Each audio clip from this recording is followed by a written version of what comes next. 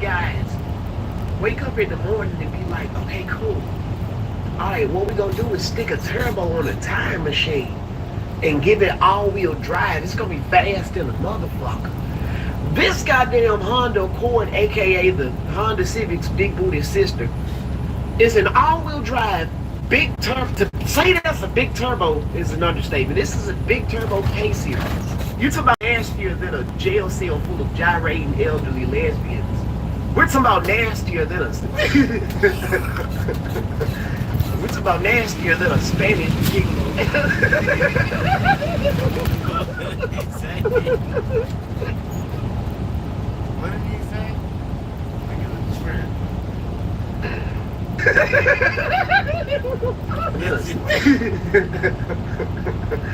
We're talking about nastier than a Spanish gigolo.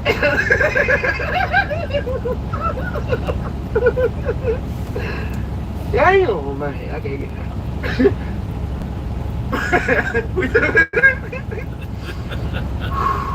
We're talking about nastier than a Spanish gigolo dressed as a rodeo clown for your mom's bachelorette party. See those slicks? That means leave them alone. Oh, and you won't believe how much this entire car weighs. 1,936 pounds. I would have nicknamed this Honda FedEx Paycheck because it's light as hell. Under 2,000 pounds, and his goal is to go 200 miles an hour in it.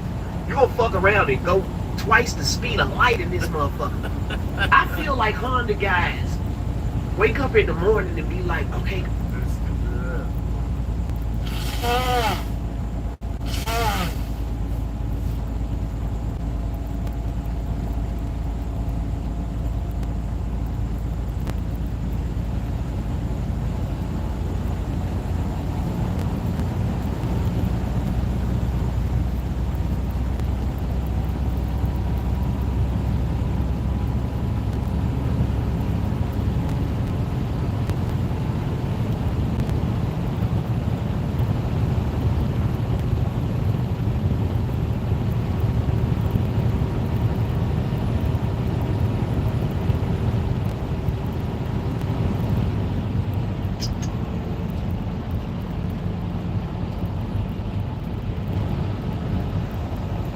Top of the morning to you, top of the morning to you.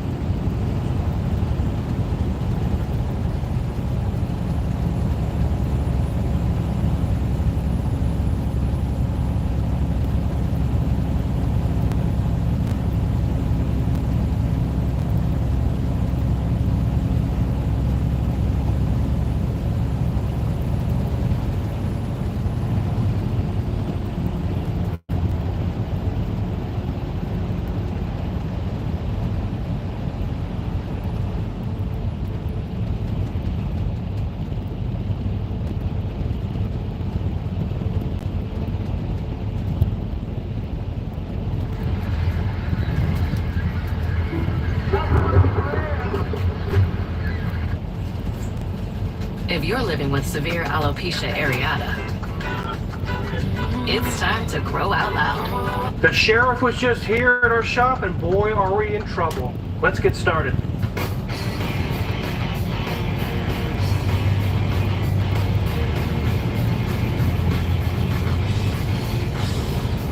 Wizard, you didn't shoot the sheriff, did you? No, I would never do that.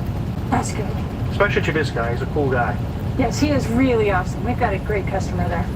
This is a 99 C5 Chevrolet Corvette, and it is owned by the sheriff. Not a sheriff deputy, the sheriff.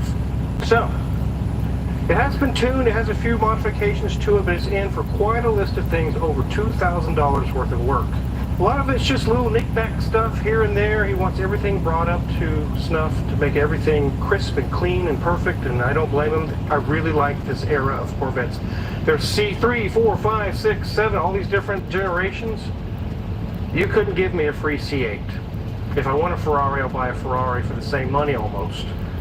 This is what I would have. My favorite generation of Corvette is a C5. I really, really like them. And for the money, you just can't beat the performance that you get out of them. You can't.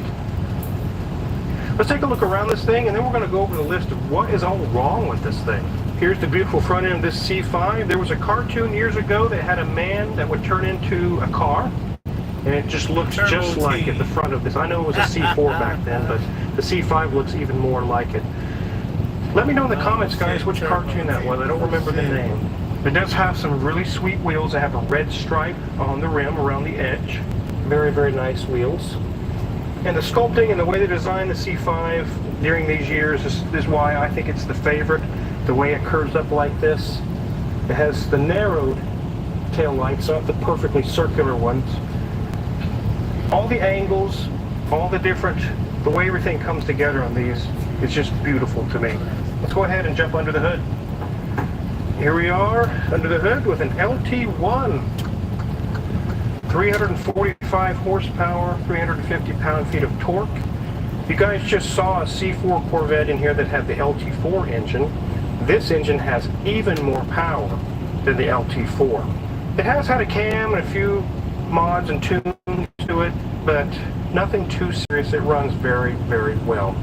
Danielson's checking this one out, and while he was inspecting it, he kept hearing a clicking noise. If you notice, the second spark plug back on that side is missing its wire. It's because it was literally hanging on by a thread, literally. And it was arcing onto the little heat shields that go on these on the boot. Any LS-based engine, LS1, LS2, LS3, Vortec engines, any of those, if a customer wants spark plugs, they automatically get new wires, because every single time you take them off or mess with them, they just break from the heat and everything. Very likely it had new plugs put on sometime in the past, and it probably weakened it, and it finally broke. So it was, like I said, it was arcing. So that wasn't on the list, but it was found. Another fault this car has, it has an ABS light on, and with the General Motors ABS control modules, is a very common fix. Let me show you where the hydraulic unit is on this car. Right under the power steering pump reservoir down there. It's like a big, large metal box shaped thing down there. That's your ABS system. And just like in this picture here, you can see that the little pins break, the solder joints break, and it causes motor faults and all kinds of other codes. I've fixed so many of these over the years. You just pull it apart, reflow all the solder on the pins, and put it back in, and it's happy again. So we're going to do that in-house. We're going to try it. It's very likely what it is, but we won't know until we try. By fixing it in-house, we can save them quite a bit of money. If they had to buy a whole new unit and have it programmed, it could be over $1,000. We're going to be less than half that, so that'll be some savings on his end. This one does have some oil leaks as well. We found the valve cover gaskets are leaking. They're just starting to leak, and they drip down the cylinder head. Very common on the LS-based motors when they get some age on them. Also, we're doing an oil change, and the customer did complain that here recently they saw the temperature go to 220, but maybe 230 range. They thought it might have been overheating. It's not overheating, it's running a little hot. It's very common in high, hot temperatures for the Corvettes to get to 220, 230. It never went over that, so we're not seeing an issue now. We drove it, we checked it out. It won't even go over 180, 190. It stays there all the time. So we really don't have anything to go off of on that. It might have been that the customer was driving it when, here recently, it was literally 105 and 110 here in Kansas. They did put a 160 thermostat as part of a tune they did a while back. One thing to keep in mind with a cooler thermostat doesn't mean it's going to keep your engine cooler. It just means it opens at a sooner time. If it's 110 degrees outside, your engine's going to get to its full operating temperature regardless if you have a 100-degree thermostat. It doesn't matter. It's still going to get to its full operating temperature. So I would say there's nothing wrong at this point. We're not seeing any issues. It's not currently acting up, so we're going to leave that be until we see other issues arise in the future. Not a whole lot going on under the hood, just some electrical repairs, spark plug wires, valve cover gaskets, oil change, and just a bunch of little things. Let's go ahead and jump into the interior. There's some things going on in there. For cars new and old, whether it's your first car or you've had a few in your day, their parts live a hard and sometimes short life. You then have a choice to make. Hope it works or know it works. At FCP Euro, we've been helping enthusiasts fix, maintain, and upgrade their car. Things going on in there. Glad you're joining me today, and we don't know how many miles this has because it is demanding an oil change. It's almost like a Toyota where it throws lights and everything else, and yeah, I can't even change the buttons to give me the mileage on here. It just says, change oil now. So I guess, well, you don't have to live in mystery. This has about the same amount of miles as that C4 did in the other video, so it's about 57,000 miles, so looking good. Go ahead and take our hand off that light. You'll see that gauge cluster is nice and easy to read. We've gone back to a more standard design from the C4. As we look around this thing, this presents so well, just as the C4 did. I love the little handle up there on the top above the airbag where you can grab a hold if you're flying around corners. Not that he would, considering he is in law enforcement. Our center section is very standard for Chevy of this era. Very simple dials, lots of buttons, not nearly as many buttons as it had in the C4, but still several. Let's move down, you'll see that it is a 6-speed manual, which of course makes it so much fun to drive, just as it was in the C4. As we look at our seats, they do have some nice bolster on the side with some nice fluting stitching in the center, and they're in really good shape. This leather is very soft and very comfortable to sit in. It does have a nice headrest, so when you punch in that accelerator, your head doesn't go flying in the back seat.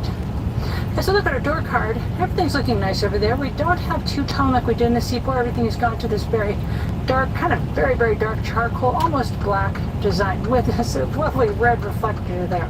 Don't want to mess that door up. The one thing that is a problem is, look there. We are currently unlocked. So if I come over here and I press lock, it locks it. I press unlock. And again, it doesn't unlock it. So that is a problem that is needing. He has asked for us to, all they have to do is literally reach over and unlock the door this way, but that could be kind of annoying if you're coming in and it's raining and you're trying to, passenger duck into the car. It might be a little wet, waiting for that driver to get in and unlock the door. We have a lovely back shelf. There is no back seat because there is no space for a back seat. This is a Corvette. They don't pretend to put back seats in their cars. It just doesn't happen. They do give us a little area that we store something, but that's about it. So I guess if you want to go on a nice fun weekend trip to your local big city, this is what you can do. You can put a bag or two back there and have fun. Headliner's in really good shape. It's a very nice, dark, almost black color. But one problem is I come all the way over here to the visor on the driver's side. Yeah, I don't think Viagra is going to help that. No. And this is another issue that the owner wanted us to address, is to put in a new visor. Back to that steering wheel, and again we have our lovely Corvette emblem embossed into the center. So enough of this interior talk. Let's get this up in the air and see what's going on the underneath.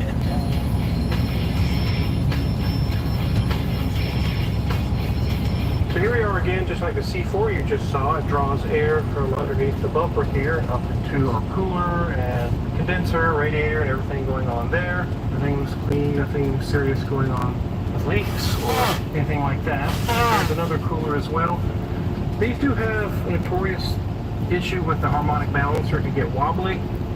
As you can see, the steering rack has to come out of the way in order to get that harmonic balancer off. This one's actually doing okay at the moment. We check our brakes. They're about 70% remaining. The shocks aren't leaking. We do have some nice cooling ducts for the brakes. It's a really nice addition that they have on the C5. Same situation going on. Brakes are good. Nothing leaking. Nothing's loose. And just like the C4 you just saw, the suspension is a transverse leaf. It says hypercoils on it. So you have one leaf to do both sides. We do see the oil leak going on here. It's coming from up above, from the valve covers. We'll get that taken care of. There's our nice, flat, wide oil pan.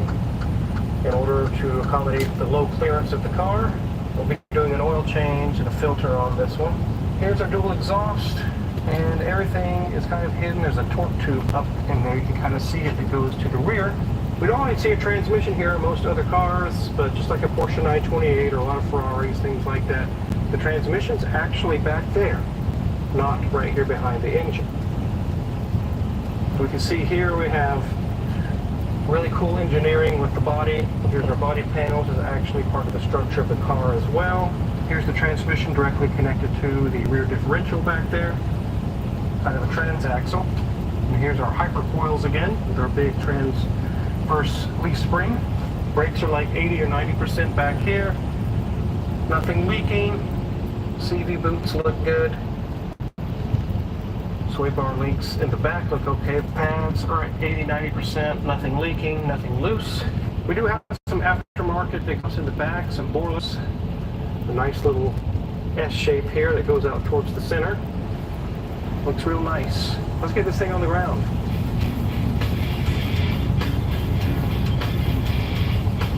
In a previous video we did many years ago, we did kind of a crazy shop stories, and one of them was that when we first started here, obviously you guys know we work on Ferraris and Lambos and all those crazy cars here.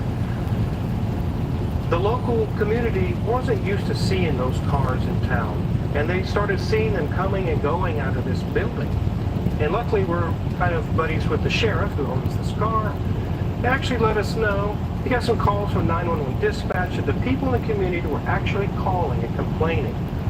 One lady said, "I'm pretty sure there's a chop shop there. They're bringing in Lambos and cutting them up. They're illegal operation type things going on. You probably should go check it out." And law enforcement in the area kind of knows who we are and what we do. They're like, "No, we're pretty sure it's legit. They've been doing this for a while. They got everything under control. They're not illegal." Several people called me those complaints, and finally one lady actually called, and when they explained, we know who he is, it's the car wizard, Booby's Garage, and all the things going on, those types of cars are normal, they're not chopping them up, they're doing illegal work. The lady said, "Well, we just don't need those cars in this town. We haven't had them before, we don't need them now." Sorry, they said, it's not illegal. It's not against the law to fix a Ferrari. Tough with it. We haven't had any more calls after that. We finally got the ruffled the feathers of the people that could get ruffled, and they're done. They accepted, I guess. It's kind of a funny story. Hey Boston, Trump donors gave big to Kraft's super PAC. That's right, Kraft and his MAGA friends are attacking. We finally got the ruffled the feathers of the people that could get ruffled, and they're done. They accepted, I guess. It's kind of a funny story. And obviously the sheriff's a car guy too. And I guarantee you he knows how to handle his business behind the wheel. I bet he can make this thing do some crazy speeds that would scare most of us. Now, Wizard, he is not that kind of a guy. He abides the law. That's right. He doesn't break the law. He only goes to Mexico to do it. Looking in the front end as well, we found one of the bolts to the steering rack was actually loose. We went through and retorqued both of them. The clunk went away. So that was solved. There's a few other small things here or there we're going to take care of, but it adds up fast, guys. 200 here, 300 there, 450 there, $50 here, and you start adding all this up, it adds up to $2,000 really, really fast. Luckily, we were able to save this guy some money. Hopefully, he brings it back, brings us more cars. Really enjoy working on them. There's situations here like this steering rack. An unscrupulous shop could have claimed it needs a new steering rack. It's broken.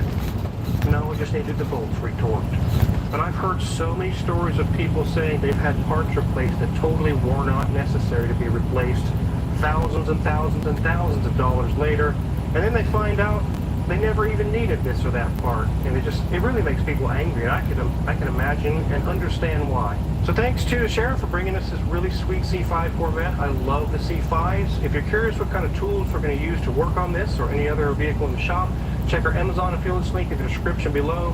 We get a small cut if you purchase anything, and we really appreciate it. Also, don't forget to check out Can You Believe That? There's a link in the description below for that as well. It's now live.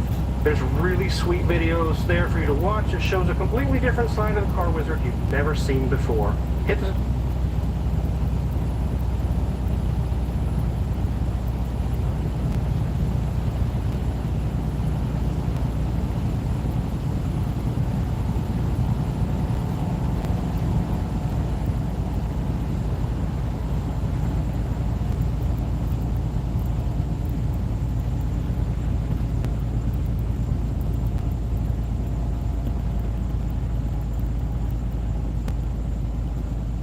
Easiest women, man, is women in relationships. 9 times out of 10, when you see a relationship, if they've been together, I want to say more than 2-3 years, the passion is gone. So that woman, she really got a desire to feel validated. And that guy, he's not really, he's not making her feel the same. He ain't telling her she beautiful, she attractive all the time, nice outfit, that's out the window. So even though you see that couple, she's still desiring that feeling. All the coworker got to do, all them DMs, and start chipping away at her, bro. A lot of married women, a lot of women in relationships, it's so easy because they not getting that validation at home no more because the passion is gone. Man, look, great topic. Great topic. And I talked about this on the Frequently podcast the other day in reference to women wanting newness. Women liking newness. Women feeling like you have to entertain them because women get bored quick. They get tired of the same old. That's why women are more likely to cheat than men. And that's why we've created this society where women are just like,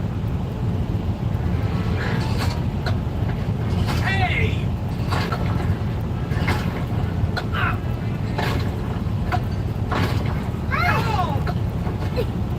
Where women are just like, hey, I hate cheaters, but women kind of started it all. Dudes were loyal. I'm just being honest, fellas, y'all know this too. Dudes were loyal, it's just that women wanted to test the waters and try different things. Right? She wants that emotional roller coaster. She wants that emotional variety, and nothing better than that than newness. And it always goes back to the man not doing what he used to, from not giving her that feeling that she had initially. Women have to have that. Women love that, right? That's why you can't be all over a woman for one. You can't always be trying to, hey babe, good morning, all this stuff. We gotta keep the passion up. We gotta keep it alive. There's nothing better to a woman than a new guy that's constantly complimenting her. That's why women go to social media, because she'll say there's nothing more valuable than your own man. You can hear a million compliments from different people, but nothing that's cool and all. But even if that's all she had, it wouldn't be enough. And none of you guys can compete with social media or guys on the outside, right? And it's just how it is. One day some guys want to come along that's going to give her that feeling, and she doesn't want it to stop. And that's why a lot of chicks do have side dudes, because he's not there up under her all the time. She don't see him all the time. So she's getting that feeling up until he becomes the main dude, and then that gets old. That's how women are. Women will argue with me on this, of course, because no man, unless he's simping, knows what he's talking about with women, right? No man knows what he's talking about. Nah, man, women know each other. It's nothing like that. That's why they're soap operas. These soap operas is usually of some woman cheating, or some woman, all these romance novels of her exploring things. That's how women are designed, man. They just get bored very easily, very quickly. And being in a relationship, marriage, whatever have you, there's gonna come a time where a woman's gonna be like that, and it's sad. And you can say, well, JR, you're speaking negative. Women aren't like that. Da da da. Man, come on, bro. Come on, man. Stop Women the cat. have to be entertained. They have to be entertained. It's always been like that.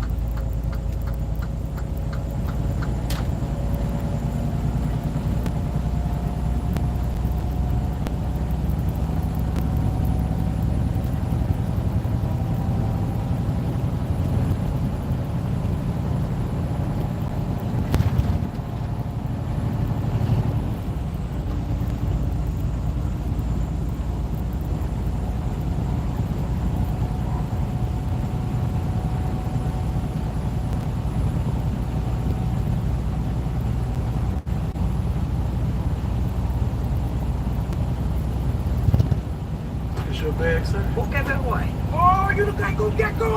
I filed a claim for my car with the Geico app. Only took 2 minutes. Are you watching closely? Because when it comes to training, especially calisthenics, what you don't notice can hurt you. We're talking about lockouts. Those final few degrees at the top of a push-up, a dip, or a pull-up. Some people say never lock out, that it kills your joints. And others say always lock out because it's how you build real strength. But here's the truth.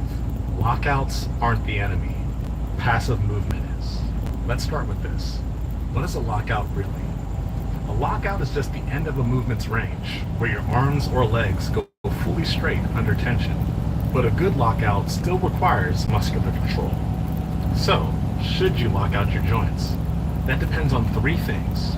Number 1 is your intention. If you're locking out because you're trying to rest on your joints, you're cheating the movement, and your body knows it. But if you're locking out with your triceps, your shoulders, and your scapula still active, that's control, and that's strength. Straight arms aren't the problem. Lazy arms are. Number 2, the resistance involved. As long as you don't have any previous joint conditions, locking out is completely safe. However, I do want to give you a disclaimer. If you're doing something simple, like a regular push-up, locking out won't hurt you. But if you're doing a push-up and adding 50 pounds onto it, and you've previously never even mastered push-ups before, locking out is definitely unsafe for you. And number 3, your experience level. Beginners are better off using soft lockouts, almost straight, but not completely locked, until they build the control to go fully locked. However, for advanced athletes, locking out can be a tool to develop tendon strength, straight arm strength, and joint stability. But let's shift the lens a little bit, because this conversation always brings up one thing: partial reps. Now, you've seen this before, and maybe you've done it yourself. People doing half reps, barely going down in their push-ups, barely extending in their pull-ups, under the excuse of time under tension. It's usually dressed up with words like constant tension or controlled reps, but let's be honest for a second. Most of the time, that's not strategy. That's just ego hiding behind buzzwords. If you're only doing partial reps from the start of your workout, avoiding the stretch and skipping the full range, you're not training smart. You're just avoiding weaknesses. Here's the problem. When it comes to calisthenics, skipping lockouts and skipping range of motion doesn't actually create more tension and progression for you. It just creates incomplete development. Tendons don't get strengthened, joints don't get conditioned, and you don't build strength or control through the entire range. And when you finally hit a full rep under fatigue or in real life, you break down. So does this mean that partial reps are always bad? Absolutely not. Now, there is a place for them, but it's at the end of your workout, the end of your set. That moment when you're pushing towards failure and full reps start breaking down, that's when partials matter. Because in calisthenics, failure isn't always obvious. You don't have weights to drop. You don't have a machine that stops. You have to feel failure through your form and through that breakdown of the form. And partials are sometimes the last few sparks that you can squeeze out when your body has nothing left, but your mind says, one more. So, use them strategically. Train the full range first. Prioritize control and form. Then when you earn it, finish with partials that push your body to the edge. Because when done right, partials don't replace hard work. They reveal it. So back to the question. Should you lock out your joints? Only if you've earned the control. Because in this world of bodyweight strength, it's the small details that define the strongest calisthenic athletes. So, I'll ask you one more time. Are you watching closely? Because your joints are, your form is, and most definitely, your progress is. And it's always the ones who move with intention who rise the furthest. Thank you for watching. Strict Form Only. One of these lunches has a peanut lover's favorites. The other has a sunflower butter you packed for your son.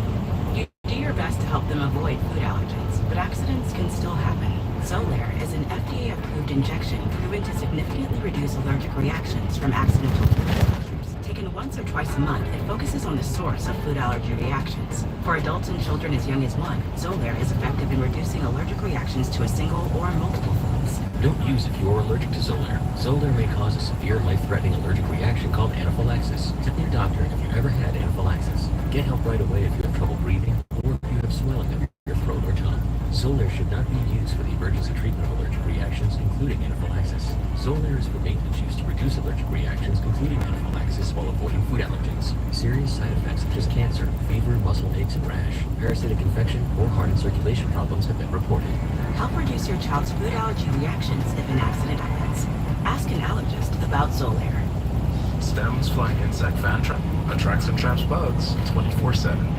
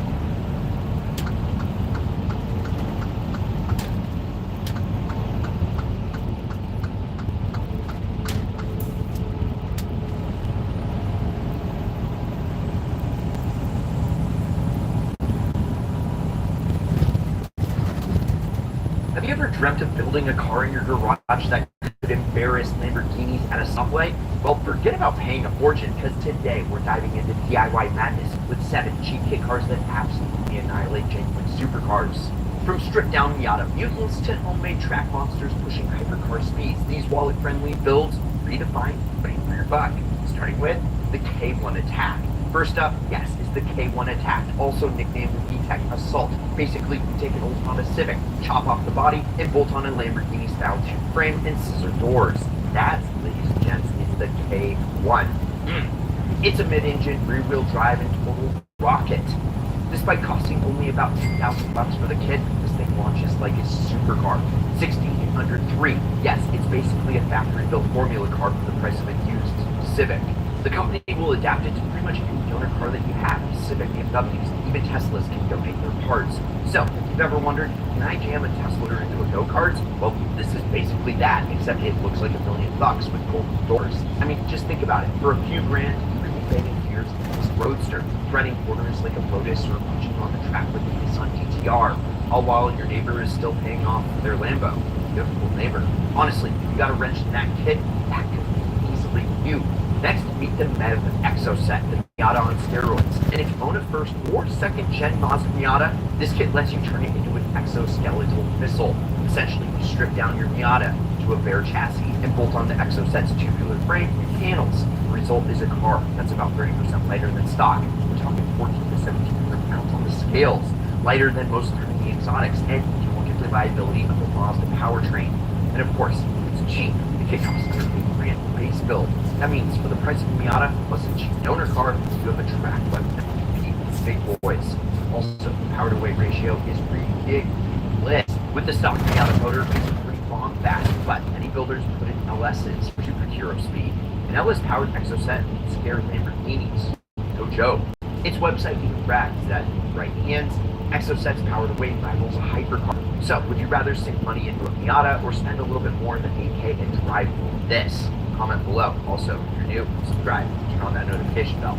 It's one of those builds where you feel every ounce of performance. You have the ability to give supercar owners a heart attack to pass them. And real quick, there's nothing like a little Huracan Performante V10 in the morning. Okay, if you've ever imagined yourself turning heads in a jaw-dropping supercar, you are in the right place. Sign up. Sign up for the Ideal Collective. Right now, it is completely free, and I've linked to it in the pinned first comment down below. And just by signing up, you'll be the first to know about the first Ideal car giveaway ever. Spots are limited, so sign up today. Again, it's in the pinned first comment. And now, back to the show. Rich, white, and blue. Shop discounts of up to 20% on quality European car parts at fcpeuro.com. First comment, and now, back to the show. Coming in hot at number 3 is the Bauer Catfish, and yes, it's another Miata-based marvel. Think of a Miata that went to a muscle car gym. Bauer takes the Miata's mechanical bones and slaps on a sculpted composite body that's super aerodynamic. After all said and done, over 600 pounds are gone from the original car. That's insane, a car that's already featherweight. Plus, the kit is moving about 14K. So, how fast is it? Absurdly. With the newfound power-to-weight ratio, the stock Miata motor feels like it is afterburner strapped on. Fender to fender with a Porsche Cayman? No sweat. Friends have jokingly said it's the most productive swimming pool you'll ever buy. It looks kind of like a big fish, but man, it bites. Imagine parking this thing in cars and talking to people to live out. Especially when you find out that you built it yourself out of a $1,500 Miata donor. Halfway through, and let's go vintage, the Lister Bell STR. This kit is for serious enthusiasts because it's a replica of the Lancia Stratos, one of the all-time legends of rally racing. If you remember, the Stratos was the screaming wedge that terrorized the 1970s rally scene and took on Audis and Ferraris at the time. Now, as awesome as this car was, a real one is going to burn $30,000 in your bank account before you blink. Enter STR kit. It nails the Stratos look, that crazy short wheelbase and giant bubbling canopy, but is much more modern. Here's the killer part: the kit starts at around $50,000. That's literally 1/10 of the price of the real deal for almost the same experience. Granted, you do need a donor engine. Lancia's V6 are rare, so most folks just grab a Honda V6 or even a Toyota V6. But even stock still is insanely quick. If you've ever wanted a piece of rally legend without selling your house, the Lister Bell STR is for you. It sounds like a beast, it looks like a legend, and price it is an absolute steal. Nothing slays a supercar's image like sliding past it in your car that you built for $50K, and it looks the part too. Alright, this one is a little bit different, and it is a special one. If you're looking at a lineup of Road Scorcher kit cars and thinking, how do I do this? Here's the trick. Go off the road. Meet the Goblin All-Terrain. This thing is like a Formula 1 car mated with a dune buggy. It started as an aerial nomad, an insane road legal buggy. But DF Kit Cars took this wild idea and made it a crazier off-road version. The Goblin 18 looks like something out of Mad Max, but it actually is a kit anyone can build. Cheap. Think aerial nomad is $90K. Goblin off-road flavor can be put together for $30. And under that cookie hood is often a souped-up Volkswagen engine that brings up 3 times the stock power. It's lightweight and wildly powerful. Why is it on this list? Simple. If you really want to humiliate a supercar, drag race them through a forest or desert. That's the race supercar guys usually sign up for. If you're looking for a DIY build that absolutely obliterates most factory-built performance cars, the Factory 5 818C is a phenomenal choice. The legendary creators behind the iconic Shelby Cobra replicas, the 818C is a sleek, fit, design for Subaru WRX components. It blends Subaru's iconic platform turbocharged boxer engine and drivetrain with a lightweight chassis, strong supercar-level thrills on an inducing honest budget. The 818 in its favorite refers to the weight target of 818 kilograms. I mean, that's approximately 800 pounds. Imagine carrying that featherweight mass with Subaru's turbocharged engine capable of over 300 horses if it's obviously 2 minutes. The result is a blistering 60 times of around 3 seconds, equal matching acceleration times of exotic cars costing 10 to 20 times as much. One of the 818's standout features is affordability. The complete kit runs roughly 13 grand. Factory WRX, which you can often pick up for under 7. You can build the supercar slayers for 33 grand total. I mean, that's peanuts compared to entry-level factory supercars. At the higher end, but still astonishingly affordable considering it is the Ultima S. This British kit car is the pinnacle of supercar killer territory. Inspired by legendary Group C race cars and with performance in mind, the Ultima RS had a design as strikingly aggressive as a parent of the Pagani, coupled with the performance figures that seem utterly impossible for its price range. The car, it's nuts fast. Ultima claims the RS can handle engines producing anywhere from 430 horsepower to an astounding 1,200 horsepower, depending on the donor choice. With a potent LSP8, it can hit 60 miles an hour in under 2.5 seconds and reach a standard top speed exceeding 250 miles per hour. Numbers typically reserved for full-time hypercars. The kit itself starts around 50 grand, factoring in a Chevy straight engine and transaction drivetrain. You're looking at 70 to 100,000 for a finished supercar. While this might stretch your typical cheap budget, remember, for the price of a used Porsche 911, you're getting a built full of polished Bugattis and track days. So there you have it, 5 DIY kit cars that prove you don't need house money to have supercar thrills. Each one more affordable than a supercar, yet outrun or outfun the price of competition. So which one blew you away the most? Let us know in the comments below. Also, if you enjoyed this video, well, like, subscribe, turn on that notification bell. Check out these Ideal vids over here. I'm Brad Danger. This is Ideal. Catch you next week, and one thing, keep living Ideal lifestyle.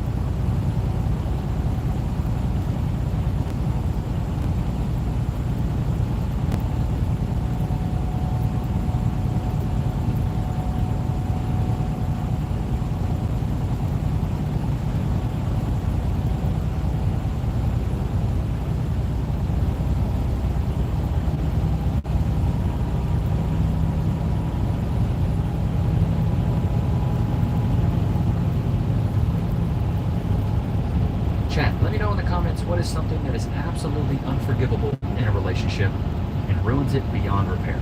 You got a banger from Alpha Central. Let's get straight into it. Yo, Taylor, what's up, man? You have a good day, too.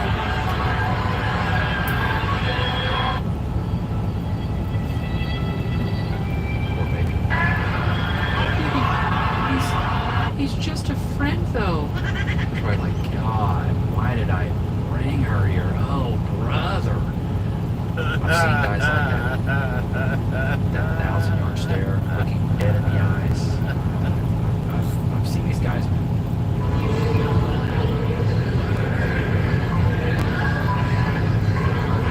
Bro looks exhausted. Cooked. Jerky dust all the time. Raising your daughters to be wives. Yes, I am. My daughter's on. You're a liar! Honor roll. That's a good student. That's in your wife.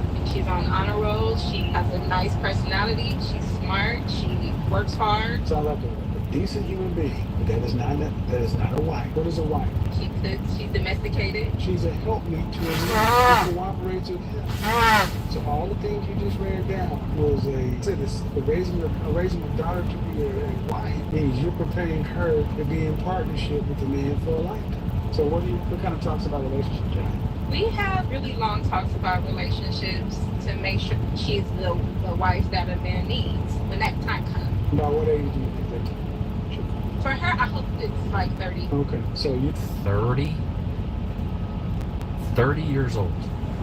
You want your daughter to be an old woman. I want her to be educated. I want her to have a college degree before she gets married. Why? So that she has that certificate, so that she has that knowledge. What does a college degree have to do with a husband? Well, maybe she'll find her husband in college. And she's not going to graduate till 30? No. Then why? You can't make this shit up. You can't make it up. So, in other words... This is coming probably from a woman who isn't married, who is single, and a straight-up single mom.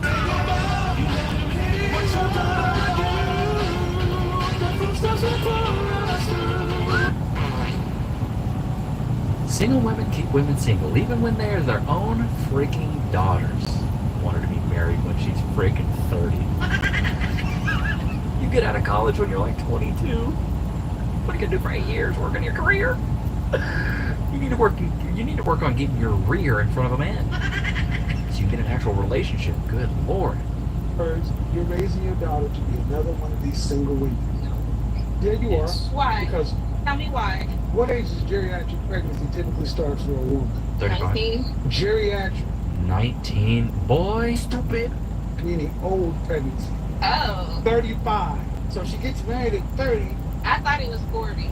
You need to go back to school. Man, 30 years old, you're raising your daughter to get out here, to go get a college degree, to live her life, to experience it. Bro, I've been watching a lot of Alien vs. Predator, and she may be one of the extras. One of the alien extras. And to get out here and have her fun and be an independent woman, and then you think at 30 she's going to turn around and be able to pick a man off the tree. That's how that works. You're not really raising your daughter to be a wife. You're raising your daughter to be an independent, modern woman. Ladies, Facts. Good Lord. And the fact that she thinks she's leading her daughter down the right path. There's so many women that are doing this right now. I'm leading my daughter down the right path. She knows what she's doing. No, you're creating another independent model. Keep it a buck. I live with my boyfriend and pay half the rent. When we go out, we split the bill. Love it. Love that. That is a room. No, it's not a room. Now, you want to go back to like the 1950s, right? So you're going to give him as many kids as he wants, right? Cook and clean for him every day? You know, contribute your half. ma'am, if you want to be traditional... I love it, bro. I love it. Some games waste your time, others make you feel smarter. We built the second kind. Match villains. No ads. Free. No Wi-Fi. Traditional? I love it, bro. I love it. They want traditional men, but they don't want to be traditional women. It's like, ladies, you got to realize that if you want a man who's traditional, you got to be a traditional woman too. I don't know who needs to hear this. Oh, I know this is already going to be hogwash. Who needs to hear this, but you absolutely can stay delusional forever if you want to. Stupid. My God. She's absolutely right. You can live in delusion if you want to. But then she says, who are we hurting? And the answer is everybody. Here's the world with a couple of nuclear explosions and a little oil spill. Delusion is another word for lies, and if the whole world is living a lie, it won't work anymore. If you lie about how to build an airplane, it'll fall out of the sky. If you lie about how to grow food, everyone will starve to death. And if you lie about your own life, it won't work either. And what is society other than everybody's life? At the end, she says delusion is a happier place, and no, it's not. It just feels like it.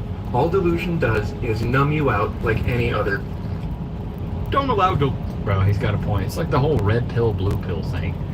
Bro, chat, I urge you guys, the next time, let's say it's a guy or a girl asking you for advice. It doesn't matter who it is, man, woman, whatever.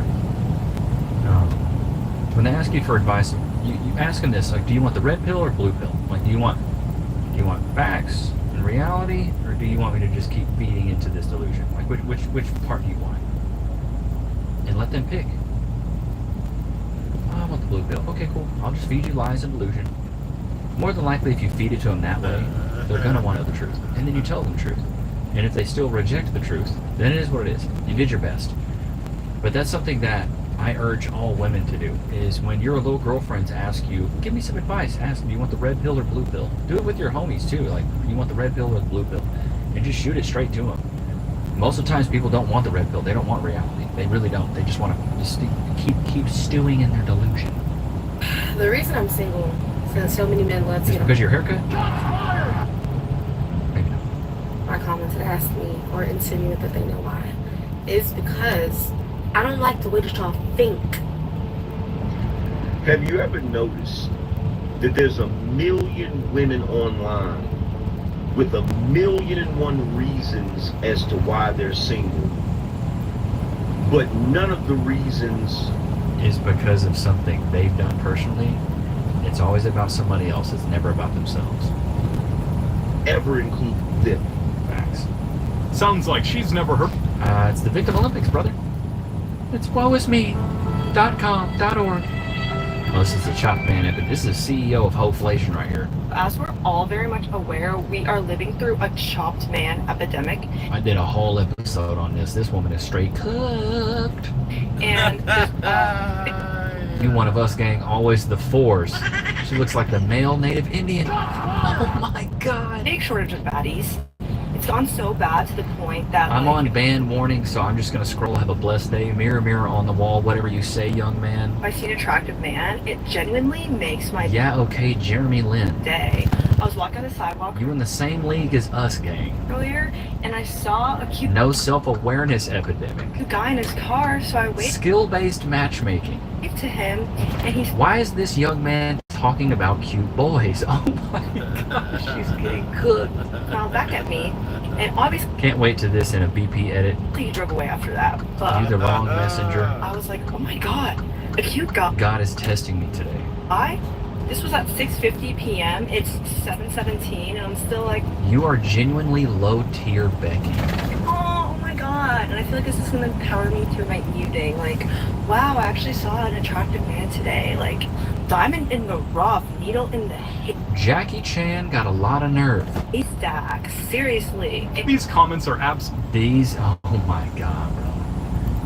That's why I love the internet, bro. Some of these comments be savage. Some of the comments be better than the content itself. Explain to me how a man can work all day to keep a woman home nice and comfortable, and he'll come home to no clean, no home cooked meal in a dirty house. I mean, isn't the whole point of staying home to help make the person who's working all day's life easier? Facts. This woman gets it, bro.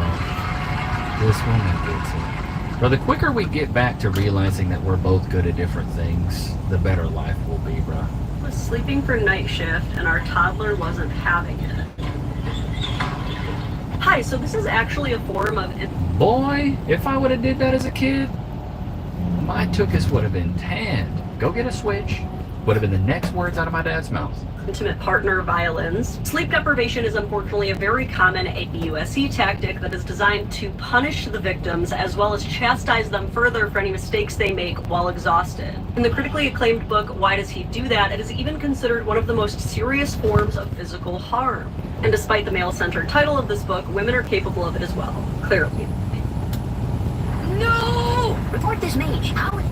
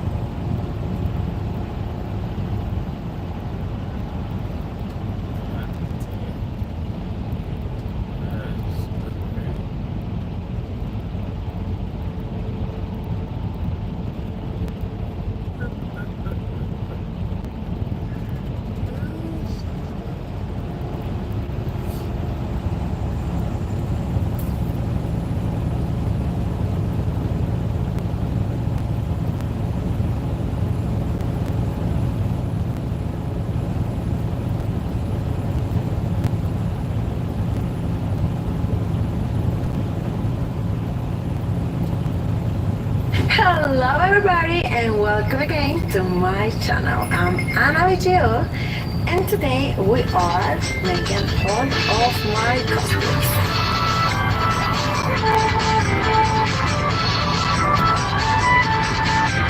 I don't know if you remember a little bit about my story, my content, and all the things that I was doing online, and definitely Chun-Li is one of my favorite characters. Chun-Li is from Street Fighter, and usually her superpower is a kick. The thing with the feet. I will show you. Just for that reason, of course, in all these years, I was collecting a lot of Chun-Li's versions, and I know data. And when today I come here to show you. This cosplay I found online, but create this thing with the donut for the hair.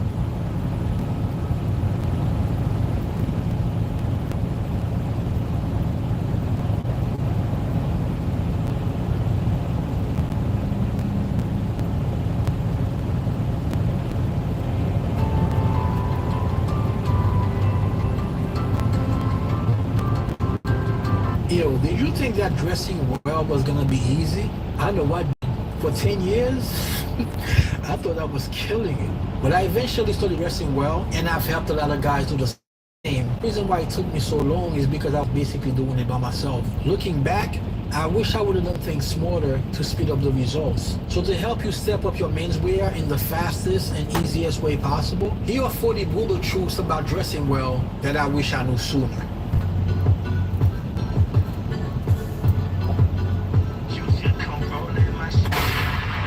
Number one, you can't build a good house on a weak foundation. I know this sounds simple enough because if the foundation is weak, everything is going to come crumbling down, but it's not that simple when it comes to menswear. Now, of course, what I'm talking about when I'm referring to your foundation or your shoes, it's impossible to be well dressed if your shoes are trash. Some guys are under the impression that nobody sees your feet anyway. There couldn't be more wrong. If you have feet and you want to be well dressed, you should be wearing nice shoes. Number two, people will judge you by the way that you dress. It's unfortunate, but that's just the way that it is. People will give you the benefit of the doubt and think that you're good at your job just because you present yourself a certain way. Now, it's up to you to prove them right or prove them wrong. You know what I mean? Hopefully, it's the former. I get stopped on the streets so many times with people asking me for direction. It's wild because most of the time I don't know which train to take that's going to get you there the fastest. There was probably 3 or 4 other people to come to me. I'm sure they probably could have gotten a better answer from somebody who wasn't as stylish as me. Hopefully they got to where they had to be. By the way, I put together a free swipe file called the 5 Can't Miss Outfits That Always Work. I'll put it in the description so you can grab it. It covers the shirt, the tie, the suit, and the pocket square. You really can't go wrong with it. Number 3, and this is a big one, man. Compliments don't mean much. A lot of guys base if whether or not they're doing it right on how many compliments they get. I wouldn't recommend that, man, because people will pay you compliments because they don't see as many people in suits anymore. But you can't take that and deposit it thinking that you are really killing it. It doesn't really mean that. Back in the 50s and 60s where everybody was in a suit, when you got a compliment back then, it really meant something. But nowadays, nah, man, people are just being nice when they compliment you. Most of them don't really know what's really nice anyway. You know, they just see somebody in a suit. So don't take those compliments to mean that you're really killing it. It really doesn't mean that. Number 4, letting your wife or girlfriend dress you is very childish, man. I was talking to a dude the other day and he tells me that his wife ties his ties for him. That's just ridiculous, man. You're a man, you should be able to dress yourself. That's not your mom, you know, and you're not 4 years old. It doesn't really make a lot of sense, man. Number 5, you're not a good dresser just because you wear suits often. I remember this one guy who was a family friend. So when I was around like 25, let's say he was 30, I I remember asking him, how do you know what color trousers to wear with the sport coats? Because to me that was so difficult, because a suit is one piece, right? But when you're talking about business casual, it's like, how do you know what trousers to wear with the jacket? And he goes, you can just wear anything, man. I mean, I knew he was wrong, because what do you mean you can just wear anything? So because he wasn't tailoring every day, you know, suit or sport coat, I figured he must know the answer. But yeah, his answer was you can just wear anything. Number 6, stop comparing yourself to others. This one is a huge one, man. I'm going to use myself as an example, right? I have about 50 pairs of shoes. So let's say somebody who's just starting out catches some of my videos of the unboxings that I used to do, and they see all these shoes that I have. It could be very discouraging for them to even start, because how do you go from 0 to 50? You know what I'm saying? So you shouldn't be looking at what somebody else is doing and comparing yourself to them. Obviously, I didn't start with 50 pairs of shoes. Started with 1, eventually got 2, 3, and then, you know, started a YouTube channel. People started sending me shoes to review. So you can't really compare your situation to mine. You should be walking your own journey and taking it one step at a time. Number 7, a GQ subscription is not going to make you stylish.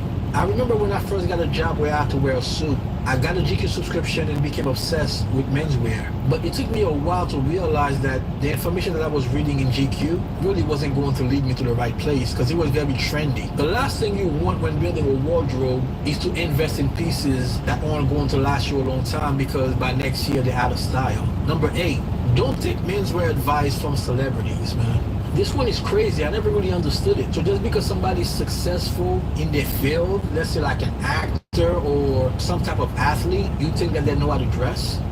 That's crazy to me. I never really understood that. But if you don't know how to dress, go to the people who teach menswear, not somebody who's a great actor. Number 9, and this one is extremely important, you need a mentor. Dressing well is like everything else. Yeah, of course you can do it by yourself, because nowadays we're in the information age between Google, ChatGPT, YouTube. There's not a lack of information out there. You just don't know if it's the right information. Like I was telling you guys before, I thought I knew how to dress. By the time I realized I didn't, it took me forever to finally put the pieces together, because I was getting so much information, I didn't know what was right and what was wrong. Not only that, I had to unlearn a lot of the bad habits that I had picked up over the years. If I had a mentor, that would have accelerated my process tenfold, but I didn't. So I had to learn everything myself, tried a bunch of things that didn't work, and eventually, about 3 years later, I was finally able to put a great outfit together. But yeah, man, you need a mentor. Don't try to do it all by yourself. Not if you want to get there fast anyways. Number 10, talk to other like-minded guys. Your friends are probably not going to be that helpful, man. See, when it comes to dressing well, it's only really a small minority of guys who are really into it. So the chances of your friends supporting you, very slim. It's more likely that they're going to be making fun of you and calling you names because you decide to look better, you know what I mean? That's just the way it is, man, you know? So this is why I have a community where there are a lot of like-minded guys in there who are going through the same process. So besides having a mentor, having a community is extremely important, because you're all learning together, and that's going to help you get to where you want to be even faster. So if you need some help getting where you want to be, there'll be a link in the description to see if you're a good fit. Number 11, fit is king. That one's easy. It doesn't really matter how much your suit costs. You're always going to look better than the guy in the ill-fitting $5,000 suit if you're wearing a suit that's $500, but it fits you great. Hey Boston, Trump donors gave big to Kraft's super PAC. That's right, Kraft and his MAGA friends are attacking than the guy in the ill-fitting $5,000 suit if you're wearing a suit that's $500, but it fits you great. Number 12, you need a tailor. Having a great tailor is having somebody who's going to be watching your back. It's like having eyes behind your head. And stay away from taking your suits to get hemmed at the dry cleaners. Just like you have your own barber, at least I hope, you should have your own tailor. It's priceless. Number 13, this one is huge, man. But it's one of those things, you don't know what you don't know. And that's to avoid the dreaded triangle. Now you may be wondering, what the hell is the dreaded triangle?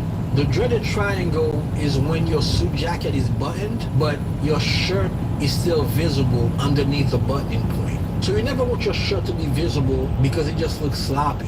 And there are two ways that you can accomplish that. The first is by having the jacket's buttoning point always be at your belly button. What happens a lot of time is guys who wear a jacket that buttons around their sternum. So that leaves way too much space underneath for your shirt to show. Which takes us to number 14, and that's to wear high-rise trousers. So that's the second part that's going to help you avoid the dreaded triangle, is by having the top of the waistband also be around your belly button. That way there's no space in between. So if the rise is low and the buttoning point is high, this is how you get the dreaded triangle. Number 15, slimmer trousers don't make you look slim. This is a lesson that I have to learn myself. So let's get serious and wear trousers that fit. What you really want is a nice drape, not dependent. We're going to keep this with trousers. So number 16, stay away from flat front trousers, man. What you really want is for your trousers to have pleats. So whether it's a single pleat or it's a double pleat, pleats play a couple different functions. Number one, definitely provides some visual interest, but it also opens when you sit, so it gives you more room in that area. Number 17, and this one kind of goes hand in hand with the slim trousers, but it's a little bit different. I see a lot of guys wear their pants with very, very small leg openings. And that's just not cool, man. Like, what do you do when you get home? You have your wife putting the trousers off for you just so that you can take them off? I mean, if your wife is taking off your trousers, that's a good sign. But if she's taking them off because you can't do it yourself, because the leg openings are just too tight, then yeah, that's not good. What you really want is for the leg opening to cover about 2/3 of your shoes. Number 18. Always cuff your trousers. I was speaking to somebody one time and he goes, I see that you always cuff your trousers. Isn't that out of style? So this is the difference between fashion and style, right? So what I do is style. I don't care about fashion. So just because you don't really see nobody in GQ cuffing their trousers doesn't mean that cuffing your trousers is out of style. The thing with cuffs, it's not just a visual thing. It also plays a function, because what happens is when you have cuffs, now the bottom of the pants are heavier, right? So that helps the pants drape a lot better on your shoes. Number 19, this one might throw some of you off, but going custom isn't the answer.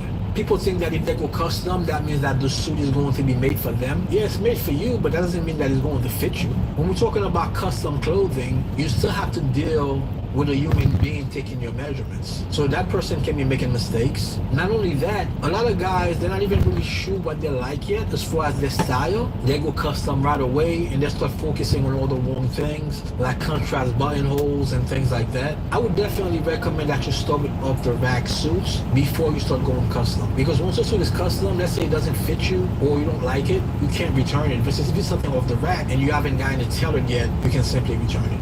Number 20, don't wear spread collar shirts if you're not going to be wearing a tie. I see a lot of guys who are dressed business casual and they'll wear the same types of shirts that they were wearing a tie. And there are other shirts that you can wear with business casual if you're not going to be wearing a tie. I just feel like when you wear a spread collar shirt without a tie, it just looks like something is missing. So instead, you want to wear shirts that are meant to be worn with business casual, like a button-down collar with a nice roll.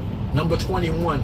I remember I was on a podcast and I told the host, I can tell if somebody knows how to dress, even if they're just sitting down without me being able to see their whole outfit. And what I was referring to was their shirt collar. So you definitely want for the tips of the collar to be hidden underneath your jacket's lapels. Having your shirt collar showing is definitely a sign that you don't really know what you're doing. Number 22. Speaking of shirts, when it comes to your sleeves, you should always show between 1/4 inch to 3/8 of an inch of your cuff underneath the jacket sleeves. You don't want to show too much because now it's going to look very sloppy. But if you're not showing any at all, it definitely looks like you're wearing somebody else's clothes that's too big for you. Number 23, be very mindful of your tie knot. So I always recommend a 4-in-hand knot instead of, let's say, like a half Windsor or one of those crazy knots that you'll be seeing on the internet. Number 24.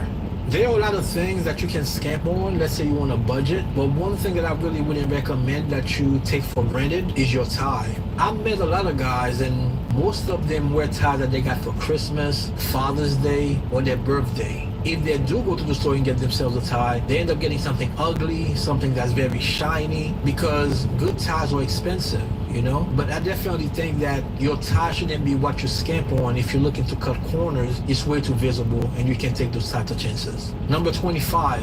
Your pocket square should never match your tie. What you want is for the pocket square and the tie to complement each other, but you never want them to match. So if you're wearing a green tie, you don't want to be wearing a pocket square where the major color is green. Just doesn't work. Number 26, showing off your belt buckle like it's some kind of status symbol is lame as hell, man. I don't care what the name brand is. That's just extremely tacky to be showing off your belt buckle as if that means that you're well dressed. Number 27, always wear over the calf socks, because the last thing people want to see are your leg hairs when you cross your legs.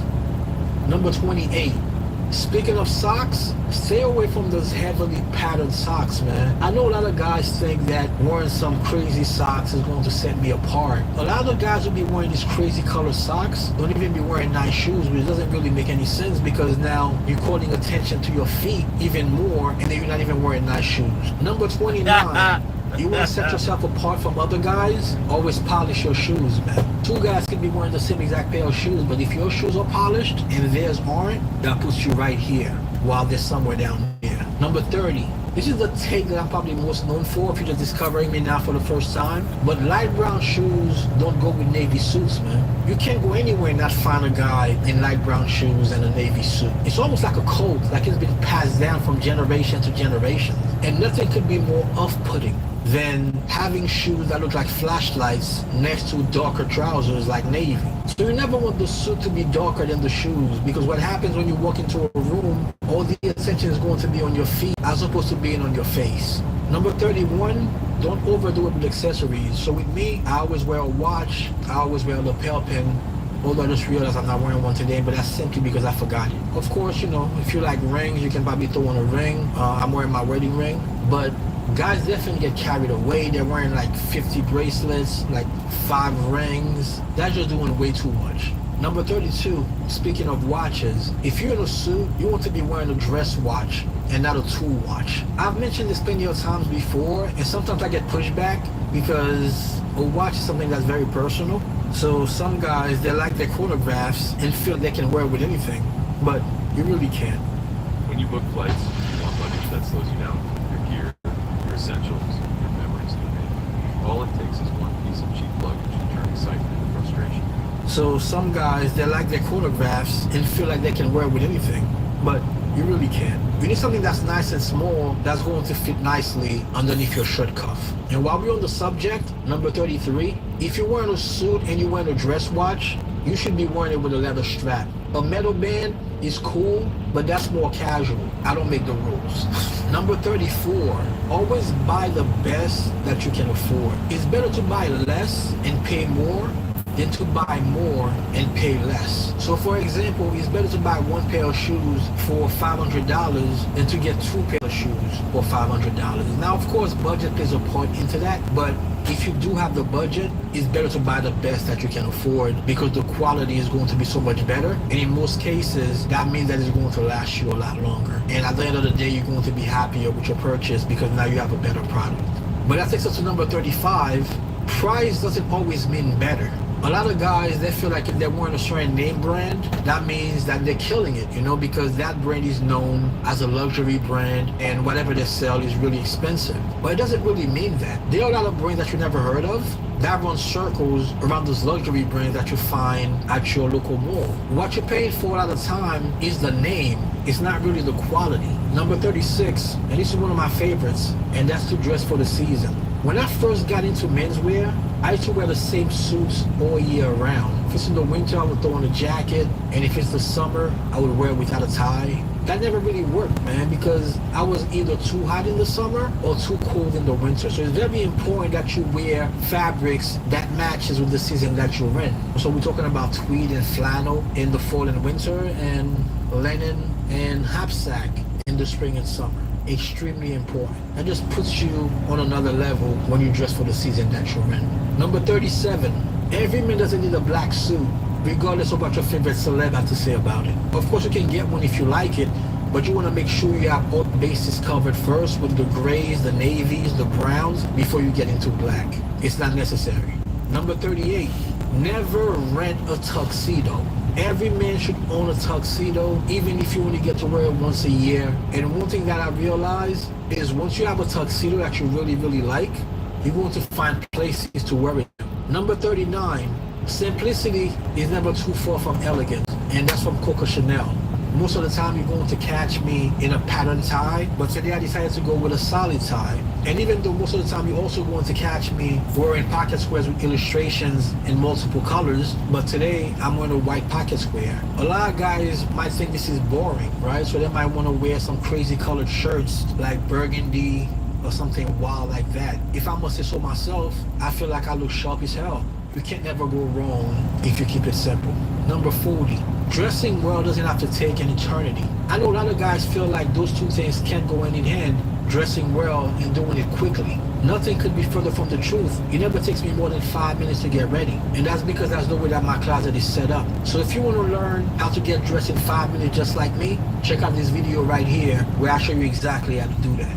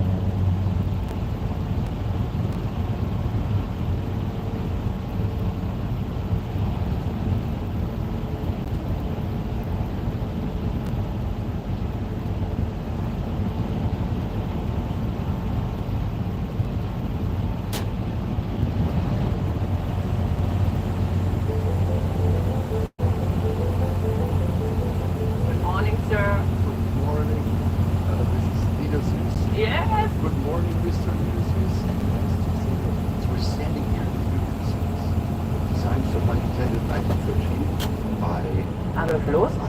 Yes, this is all original. It's in the same status as more than 100 years before. What I love is that you use everything. Every drawer has actually stuff in it. It's not a museum. It's a museum fund.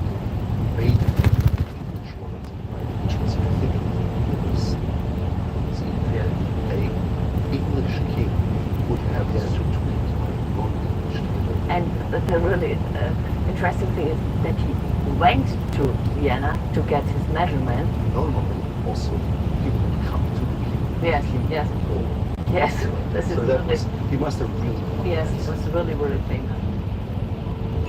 So you offer basically a haberdashery here, where we spoke together, first and foremost. Yes. But you could fully dress someone from the socks, the shirt, the tie, even the underwear. Yes.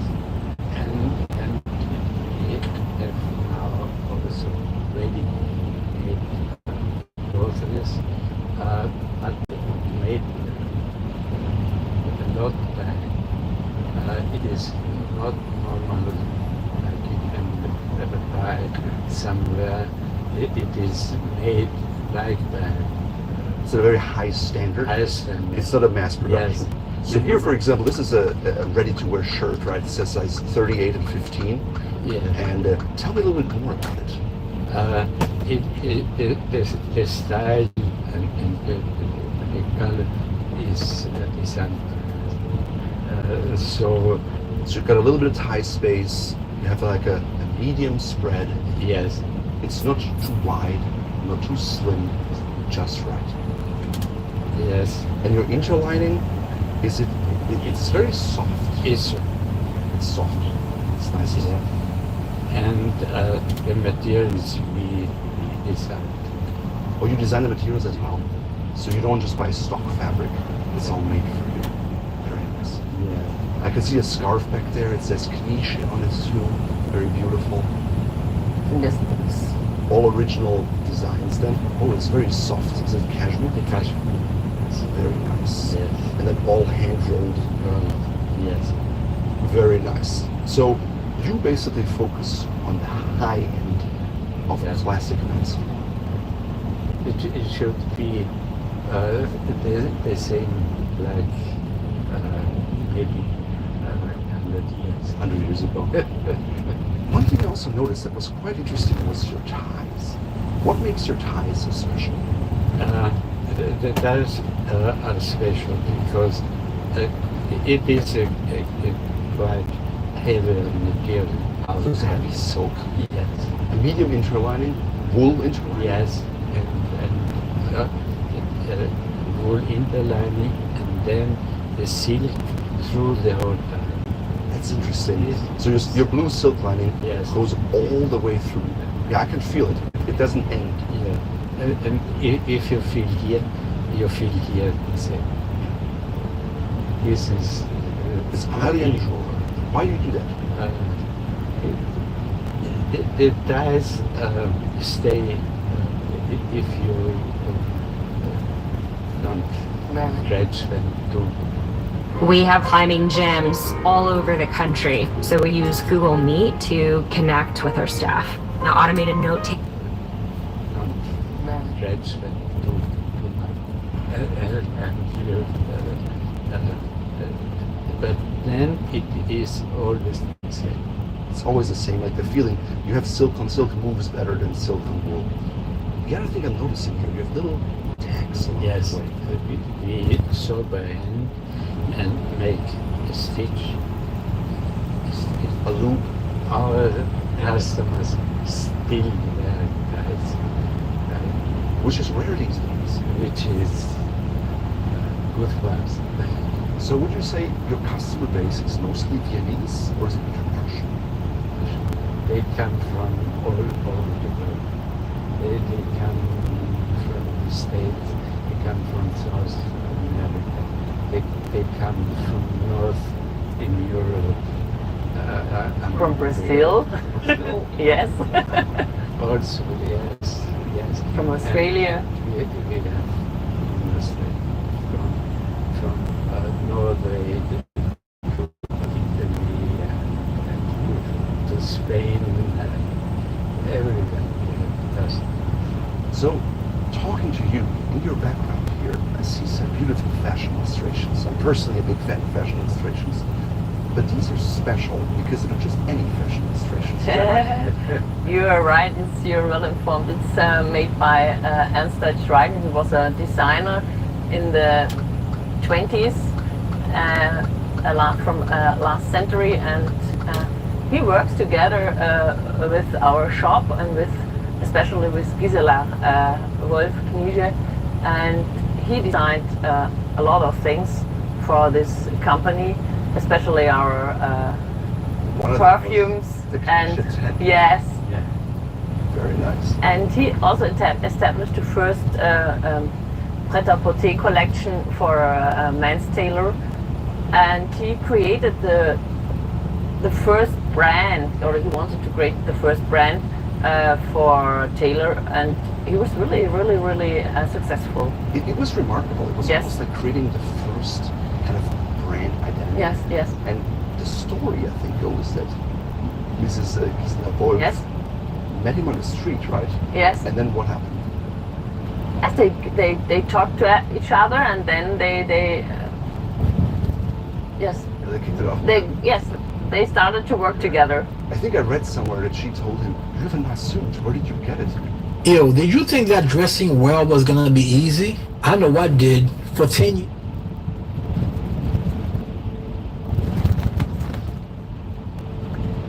It's time for the coach debate. Who's the greatest cashbacker of all time? I earn 1.5% on finger paint. I got 3% on barbecue too. That ain't the only thing that's getting smoked. Would you just cash back like a pro with Chase Freedom Unlimited? How do you cash back? This isn't your granny sweet tea. It's new Sprite Plus tea. It's better than tea. It has Sprite and...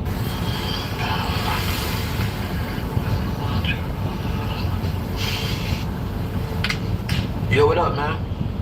Always cool to hear the newer cats. Actually, none of these cats are like super new, but it's always cool to hear songs that we used to rock back in the days get redone by newer artists, especially them throwing Diddy on the remix. Really nice touch, man. But one thing about this song is the lyrics, man. I never really got it since it came out the first time. If you're playing me, keep it on the low, because my heart can't take it anymore. Nah, not me. I want to know. You know what I mean? I guess my heart can take it. Intro.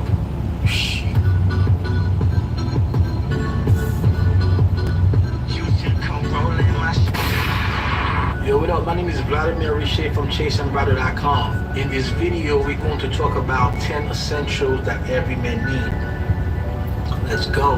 This idea came to me because I was working with a client, especially a dude that I grew up with. He just found out that I do this, you know, so he reached out to a mutual friend because I haven't seen this dude in years, and he wanted me to work with him on his closet. So I figured this would be a pretty good video idea, so here we are. Number one, pair of black capital Oxfords. I know some of you guys are probably smiling right now because you know that I was going to start with that, and I didn't disappoint. Now the thing with a pair of black capital Oxfords is they're not the most versatile shoes that you're going to have in your closet, but they're essentials. Like I always like to say, certain occasions only call for a pair of black capital Oxfords. If you're going to someone's wedding, you don't want to show up in anything besides a pair of black capital Oxfords, in my opinion. Of course, it depends on the formality of the wedding. If it's a beach wedding, you probably don't want to show up wearing that. But in most regular weddings, a pair of black capital Oxfords would be your best bet. And God forbid you have to go to a funeral, you also want to wear a pair of black capital Oxfords for that occasion. And also, if you have like a big business meeting or something like that where you have to wear your best, you definitely have to bring out a pair of black capital Oxfords. And the reason why I'm saying it's not that versatile is because black is a very serious color, and also the style of a black capital Oxford, being that it's so plain, makes it really dressy, so it doesn't fit every occasion. And also you can't wear it casually. Like you can't throw on a pair of jeans and then put on some black capital Oxfords. That doesn't make any sense. That's why I'm saying it's not the most versatile, but it's needed, it's necessary. So that's why we're starting there. Number two, in the 10 wardrobe essentials that every man needs, of course we have to go with a suit. And to me, the most versatile suit that one can get is a charcoal suit. Now I know this has been debated. Some people think navy is the most versatile. Some think medium gray is the most versatile, like what I'm wearing right now. And me personally, I think that charcoal gray is the most versatile. The reason why I'm picking charcoal gray is because, well, for a couple of reasons. The reason why I'm picking it over a medium gray like what I'm wearing right now is because you can wear it to a funeral. You don't have to wear black to a funeral. You just have to wear a dark suit. And the reason why I'm picking it over a navy suit is because almost every guy is going to pick a navy suit. I don't want to be like every guy. You know what I mean? And last but not least, I think charcoal is a beautiful color, man. I really do. So to me, charcoal gray is the most versatile suit that you can get, and that's number two on the countdown. Number three, no wardrobe is complete without a white dress shirt. Personally, I don't wear white dress shirts very often, maybe like 10% of the time, but a white dress shirt, just like the black capital Oxfords, is very necessary. You go into a wedding, you put on your best white dress shirt, just make sure it's clean. You always want your white dress shirt to look like this is your first time wearing it. You know, that's how white you want it to be. Now, some people, I know that white doesn't really go with their complexion, kind of makes them look sick because you really wash them out. So for those people, I would recommend something like an ivory color. But for the majority of people, you need at least one white dress shirt in your closet. Of course, I would recommend more than one because once again, you want it to always be clean. But yeah, definitely gotta have a white dress shirt in the top 10 essentials that you should have in your closet. Number four, speaking of dress shirts, you want a light blue dress shirt. 90%, well, maybe not 90%, but like 80% of the time, I'm wearing a light blue dress shirt. I'm wearing one right now. Nobody even really notices because it's just a blank canvas. I let everything else do the talking. If I'm not in a light blue dress shirt, I'm in a white and blue striped dress shirt, or I'm in a white dress shirt. But like I said, 80% of the time, I wear light blue shirts, man. So you definitely need to have one of those in your closet. Very necessary.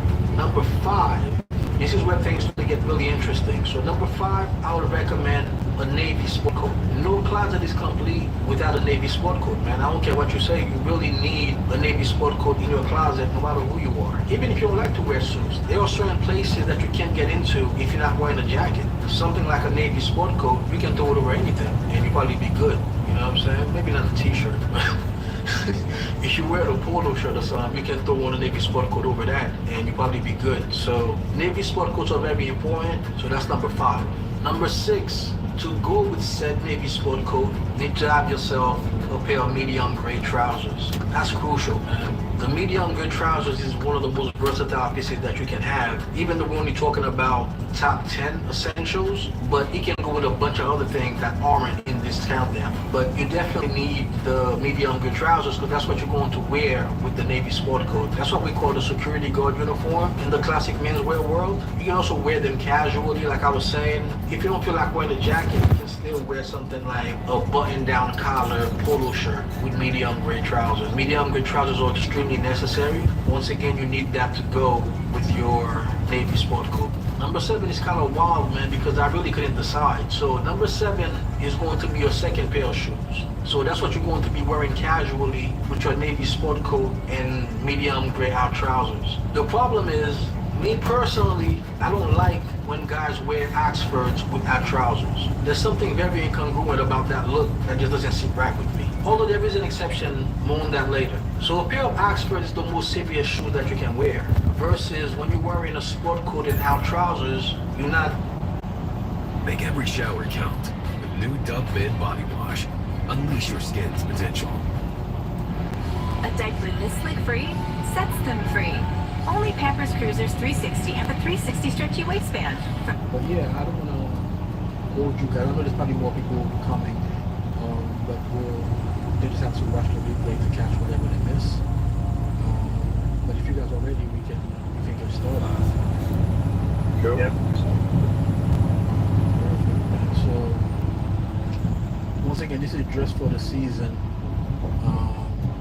spring and summer edition, right? Because we've already done the fall and winter. The thing with spring and summer is that you, like, me and my friend was talking about it yesterday.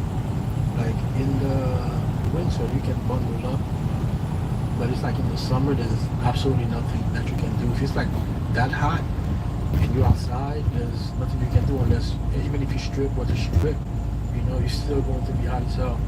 So it's very important, man, to have to dress as comfortably as possible in the spring and summer, even more important than the fall and winter and summer. So it's a dress for the season, to always look stylish regardless of the temperature. So once again, spring and summer is one of those seasons where guys use it as an excuse not to dress well. I remember I went to my niece's communion. It was one of the nicest days, where it might have been like 70, 79 degrees, and somebody still said to me, "You're wearing a suit in this weather?" I can't wear a suit in 78 degree weather. When can I wear one? Like, you know, so guys definitely use it as an excuse not to get dressed, and you always have to put your best foot forward regardless, right? You just have to make sure you do it right so that way you're comfortable. That's extremely important. So from my own experience and from talking to other guys, some of the issues that they have with spring and summer weather, especially summer, is that it's too hot. Not that it's too hot, but they're too hot in their clothes, right? So that's something that that's an issue that a lot of guys have. It's a real issue, but like I said, people do use it as an excuse not to dress well. But you know, if it's hot, it's hot, right? There's no such thing as clothes with AC in them. So if it's really hot, you'll still be hot. The key is to be as comfortable as you can be in that climate. Question. Mm-hmm. Is it the weather, the season, the weather, or the circumstances? You know, so that's mean if I'm going to a wedding, whether it's 100 degrees, I will wear a suit. Yes. So that's going to beach party, you know, whether it's 40 degrees, you know, I'm not dressed for beach party. Yeah, exactly. I mean, you still have to dress for the occasion, but guys use the excuse of the weather not to even dress for the occasion, you know? So, like I bought a pair of boots. You are often asked if you can wear loafers with suits, and if you can, what kind of loafers should you be wearing with them? Let's talk about it. Intro.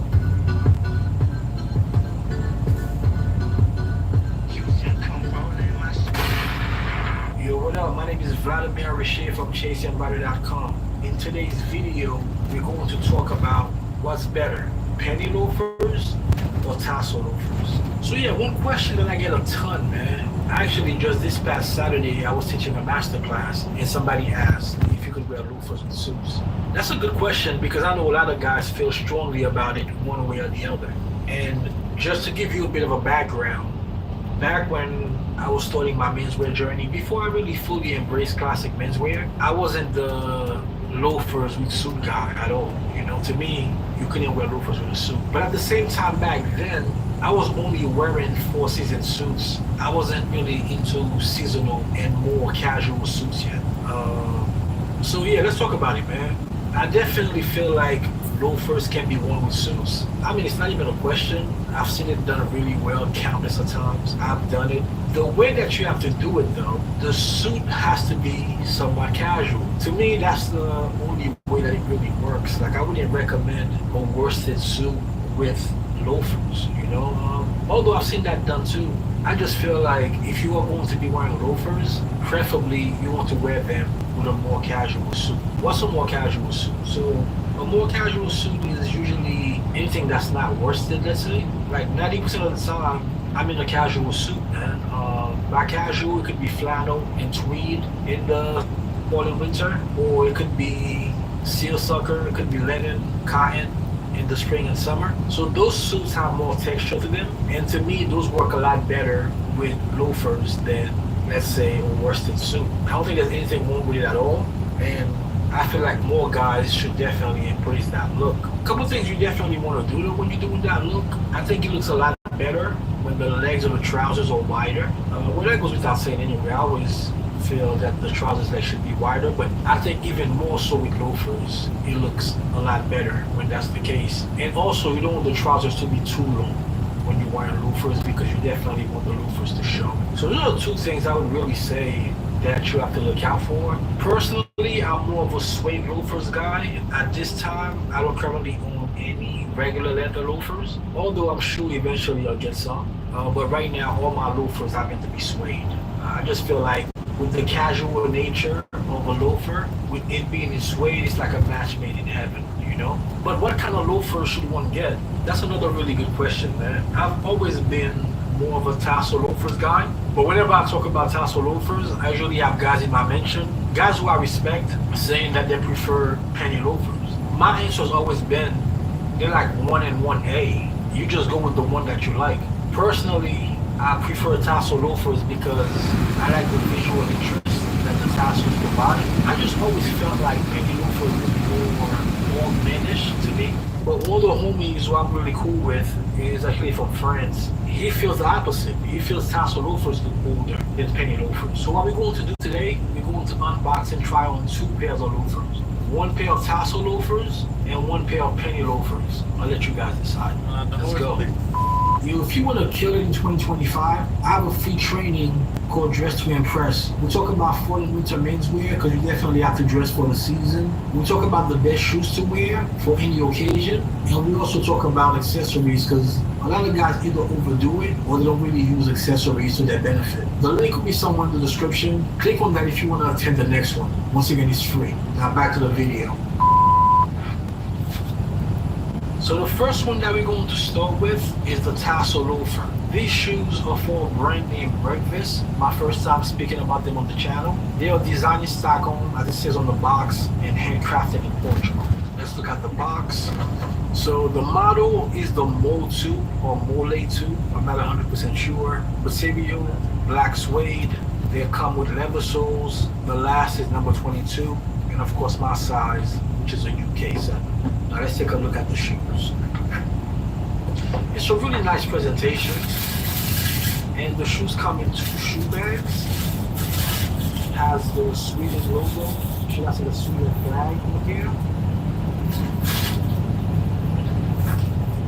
Let's get them out.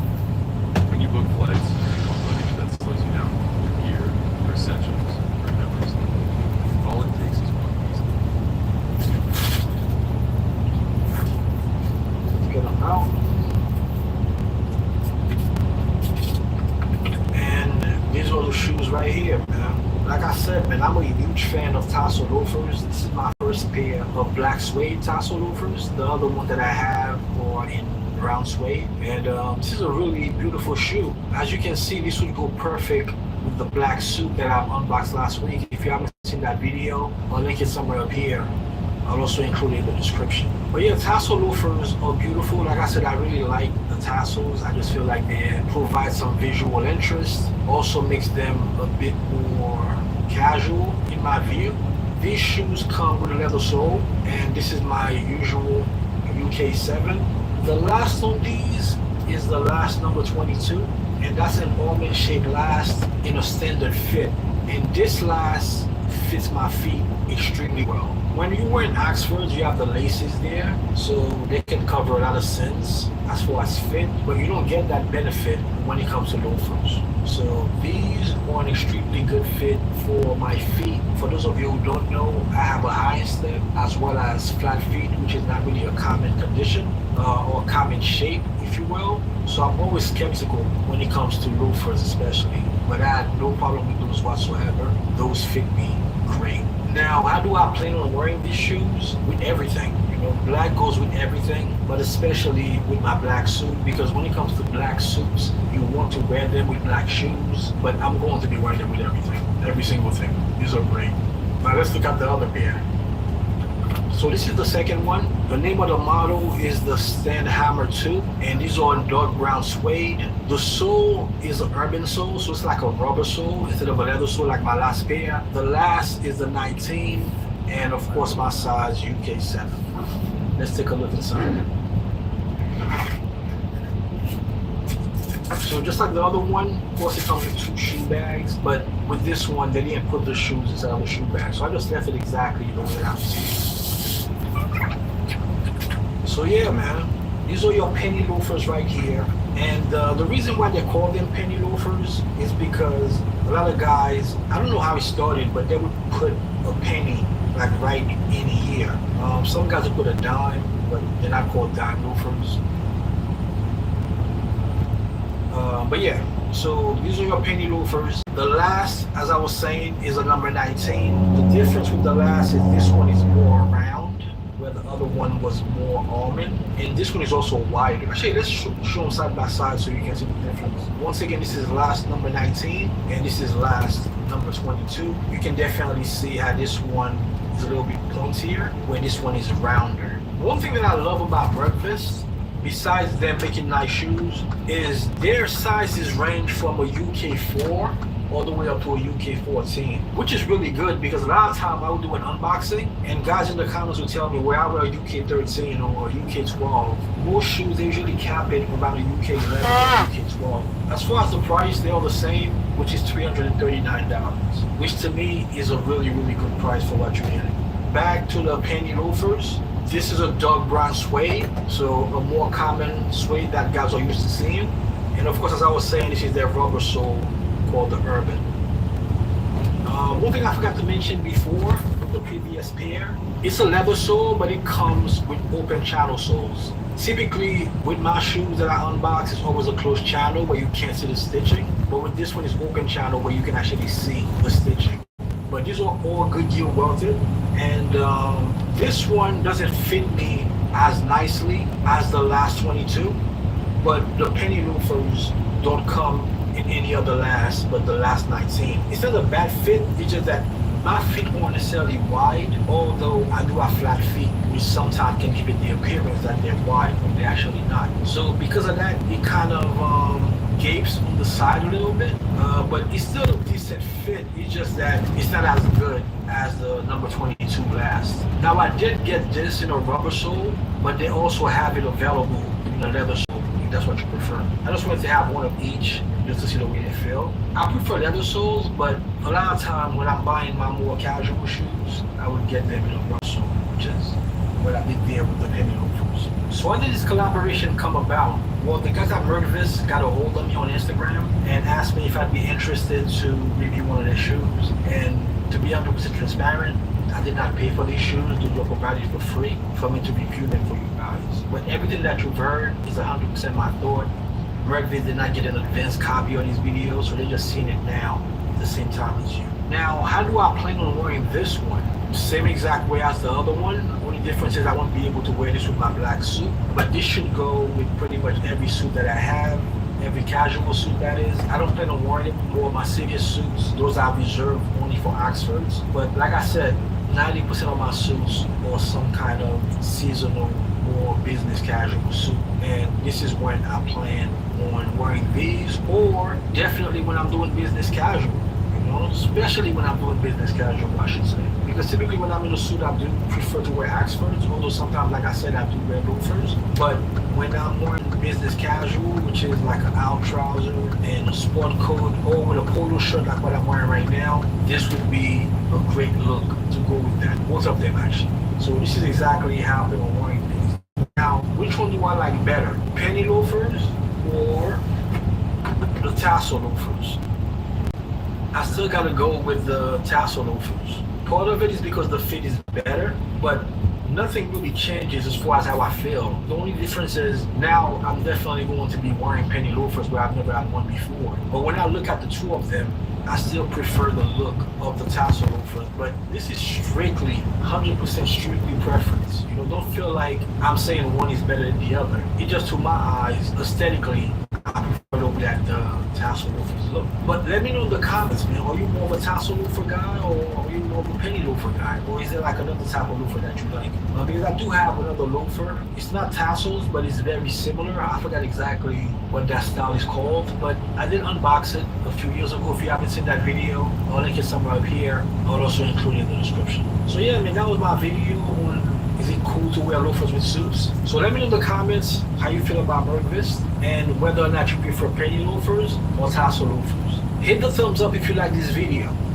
Subscribe. Everybody gonna think that you a hater. And I'll catch you in the next video. Peace. Swiffer Power Mop has hundreds of strips, strip away sticky messes, even from brown lines. At TD Bank, we know it's only human to dream, to think about your future, and to... Yo, what up? My name is Vladimir Richer from ChaseandRider.com, and welcome to Just My Thoughts Thursday.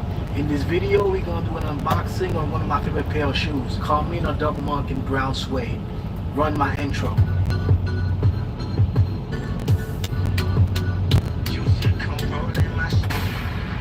If you know me, you know that I really love shoes. But every time I see this box, I know there's something special in it. As you can see, it says Carmina Shoemaker on the side. This is the item number, my size, the last that the shoes are made on, which is the rain, and of course maroon is the color of the suede. And without further ado, let's get into the shoes. The shoe comes with two beautiful red bags. And we have the brown paper. Wow.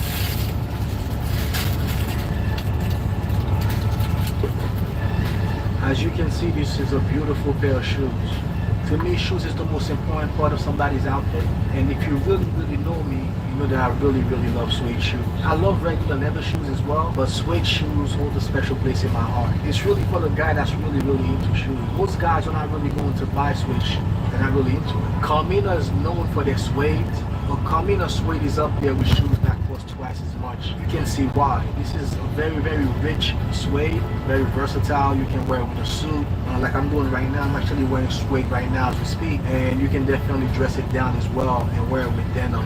In this case, this is a double monk strap. A monk strap is a shoe that's a little bit less formal. It's more of a casual shoe. Whenever you have shoes with no laces, that pretty much tones down the seriousness of the shoe. I really love this color. I like a darker brown because the darker brown is more versatile than, let's say, a lighter or mid brown, because a darker brown goes with every shade of gray and every shade of blue, which is what you're probably mostly going to wear anyway. This is made on the Rain Last. This is probably Carmina's last that they're most known for. It's a very soft square, as you can see. And one thing about the Rain Last, if you have a high-end step like I do, it does give you a little bit more room compared to, let's say, the other popular last like the Simpson or the Anchor Last. Usually shoes with laces, depending on how high your instep is when you wear it, there might be like a white V at the top. But with a monk strap shoe, it doesn't really show because once again, there's no laces. It's a beautiful, Goodyear welted shoe. Once the bottom wears out, you can easily replace them. I was looking online, I couldn't really find a good unboxing video of a Carmina shoe. So I figured let me make one. If you want to see me do more of these videos, let me know in the comments. And yeah, I can't wait to wear these shoes, man.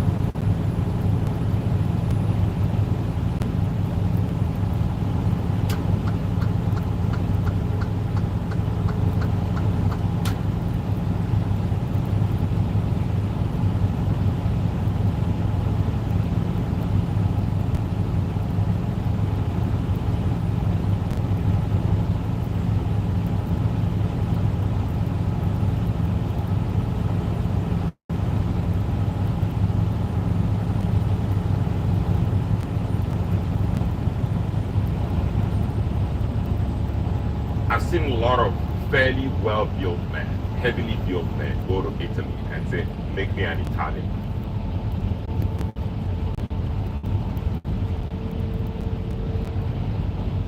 Heavily built men go to Italy and say, make me an Italian suit. An Italian suit doesn't work for many heavily built men. At least the traditional Italian suit, which is sort of a close-cut coat or close-cut suit. It just doesn't.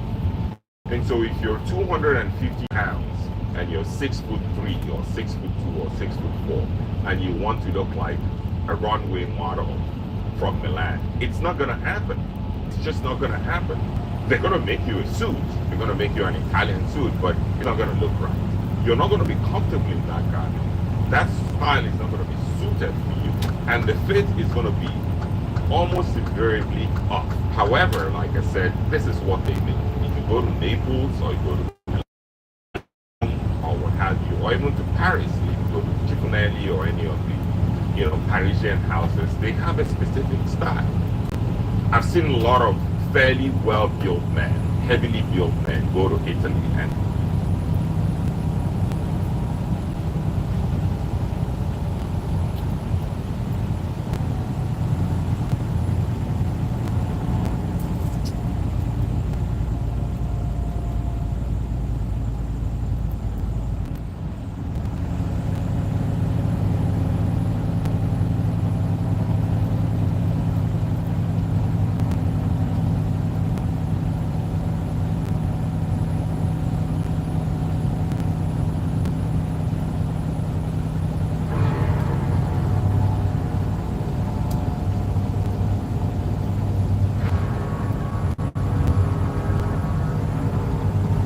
Got another big money maker for you today with one seller who made over $1.4 million in sales. And continuing with our shelving theme, we are talking about the bulky floating shelf today. We'll do a quick tutorial on this and then we'll head over to Etsy and I'll highlight these sellers and show you what they're making.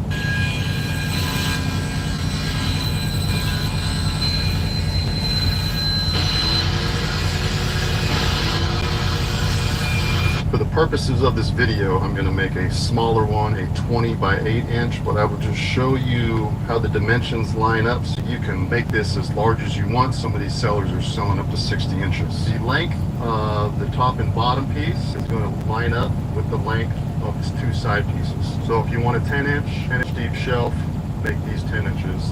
The final piece is the cover piece, so that's going to add another 3/4 inch on it if you're looking for a specific measurement. So just take that into account.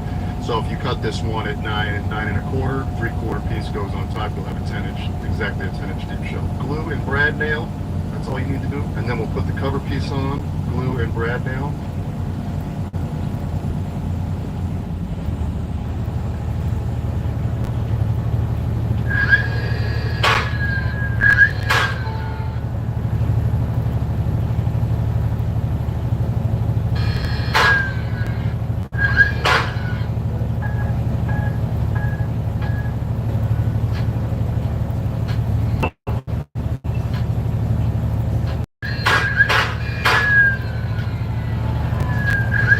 Now put on faceplate.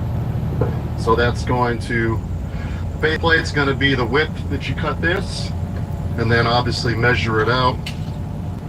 And mine is right at 20. So I did this one at 18.5 because each one of these side pieces is 3/4 inch stock, so that's 1.5 inches. 18.5, 1.5 inch. I went to public school. What you might have noticed is I haven't sanded anything yet because you don't really need to, because the only thing that's going to be showing is this outside, so you can actually get this whole thing assembled and then sand it down, which is kind of nice. As long as your measurements were all cut correctly, then this is just another glue and brad nail job. If you are off by a little bit, that's alright, because you're going to sand at the end so you can sand down. If you went a little over, it's always better to go over than under because you can't fix it up.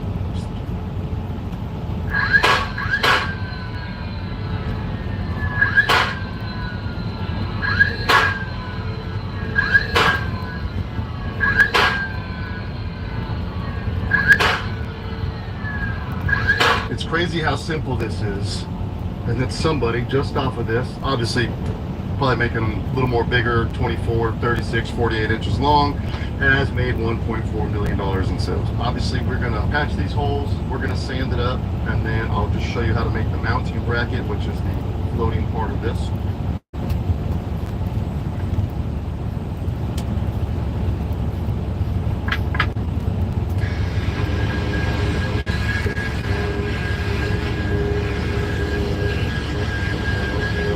My wife confiscated that last,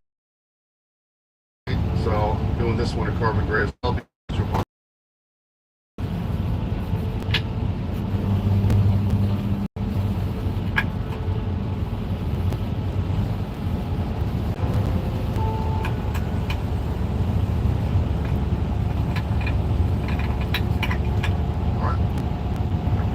Alright, for the last piece of this is the actual hanging bracket that brings in the whole floating shelf thing. You're essentially going to measure this and cut a piece of wood that's the same size of this, and then you're going to cut arms.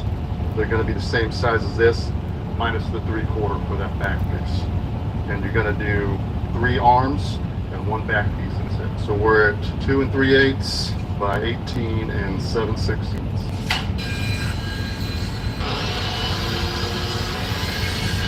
Alright, these arms can be a little short, that's okay. But this main backing piece, you want this to be as snug as possible, because that's when it's going to sit up against the wall and really hold this shelf in place. You don't have to sand it because it's going to be completely hidden. And then all we're going to do is glue and brad nail these in. If you are so inclined and you want some extra strength, you can pocket hole these, but the glue should be sufficient. It would be an interesting test on the weight of these shelves, doing glue and brad nails for this bracket as opposed to pocket hole screws.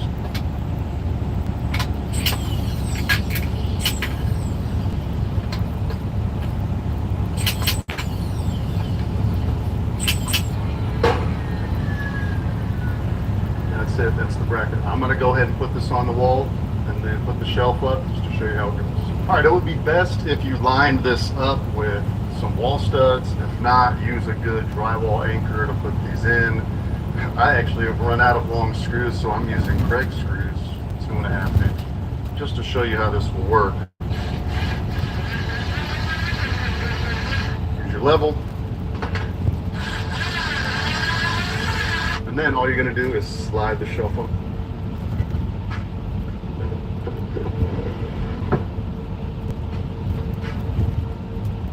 There you go. Oops, she dusted.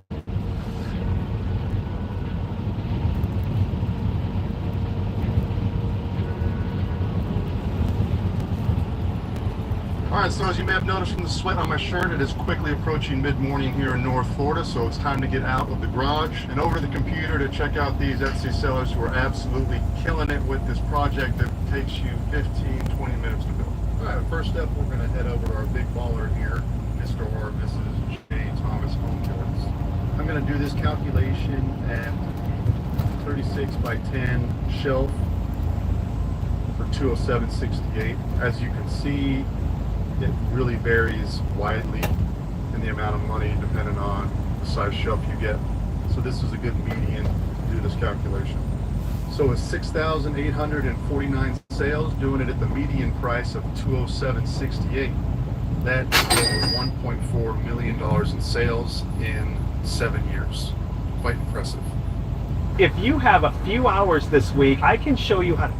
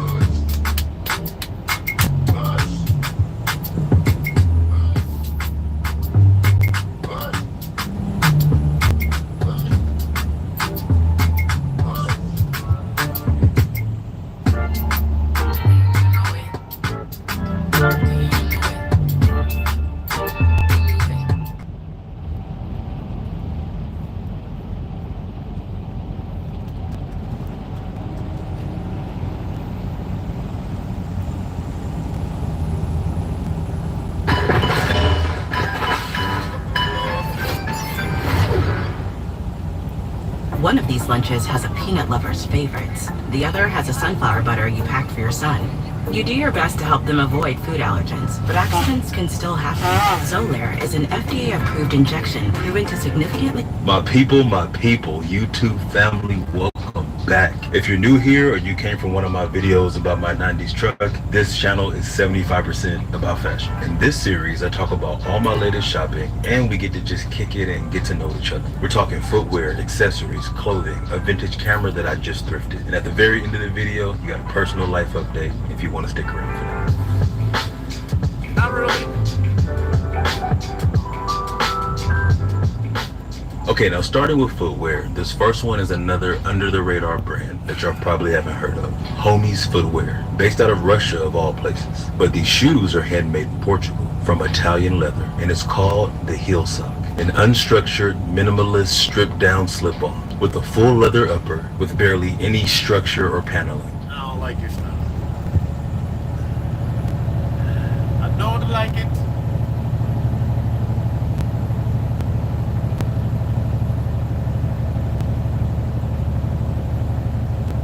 You know that moment when you step outside, feel the heat creeping in, and realize, yep, today's gonna be one of those scorching summer days? Well, gents, don't sweat it, literally, because the right hat can take you from sweaty mess to effortlessly cool, all while cranking up your summer style. Now, we're not talking about just any hat. We're talking about the type of hat you actually wear every single day. The ones that make you feel like Leonardo DiCaprio in The Great Gatsby, Tommy Shelby planning his next move, or even Ryan Gosling strolling through Barbie Land in a pastel dream, but make it summer.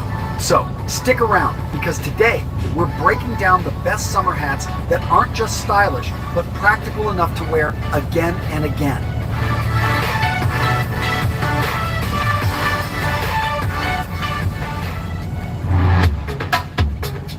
The Panama. So you got the Spanish exploring the New World about 1500. What are they taking note of? That these guys have stylish headwear. Now we know that it was around for a lot longer before that, but what the Spanish noted is these guys really know how to put a hat together. It was functional. It did a great job of keeping the sun off of their heads when they're out working there in the fields, and that's why I love a good Panama. But the key with a Panama is it's going to have a tight weave, and this is going to be a hat that is great, is functional, and is going to keep you cool in that hot sun. The Fedora. This one, very similar to the Panama, is actually made for hot weather. It's got a breathable material, but many of the fedoras that you guys know and that you've seen around are actually made from a heavier felt-like material. The Trilby. Now, very similar to the fedora, we have the Trilby. The only difference is going to be the length of the actual brim. So the brim started getting even smaller. We're talking about an inch, maybe sometimes even 3/4 of an inch, maybe about 1.5 inches at the most right here in the front. But it's a small difference in that brim that all of a sudden we got a very different looking hat. The Pork Pie.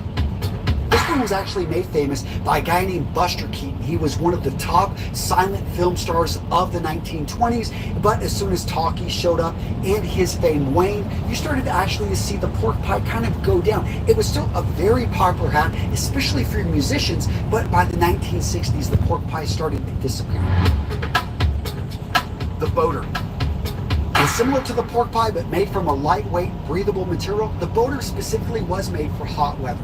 This was a hat that had the rounded look to it and really was a unique looking hat. The crown wasn't very high. It was a very lightweight hat. Did a great job of keeping the sun off of your face, but it fell out of favor and really pretty much has disappeared. Now, what about the hat that won the West? No, I'm not talking about the cowboy hat. I'll get to that in a second.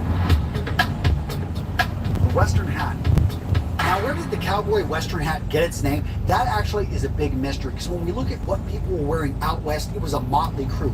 You had people wearing stuff that they had during the Civil War. You had people bringing in top hats. Yes, you saw top hats out on the western frontier, but it was really the Stetson company that was making consistent headwear, and it's really become an iconic look that I think Hollywood has had a big hand in kind of shaping what we believe and what we assume people wore in that time period. The Akubra. Now, very similar to the Western hat, and this is the Australian version. I think it's a beautiful hat. I have one. I picked this up when I was in the Blue Mountains. Got that little opal right there. But again, what you're going to see here are the vents on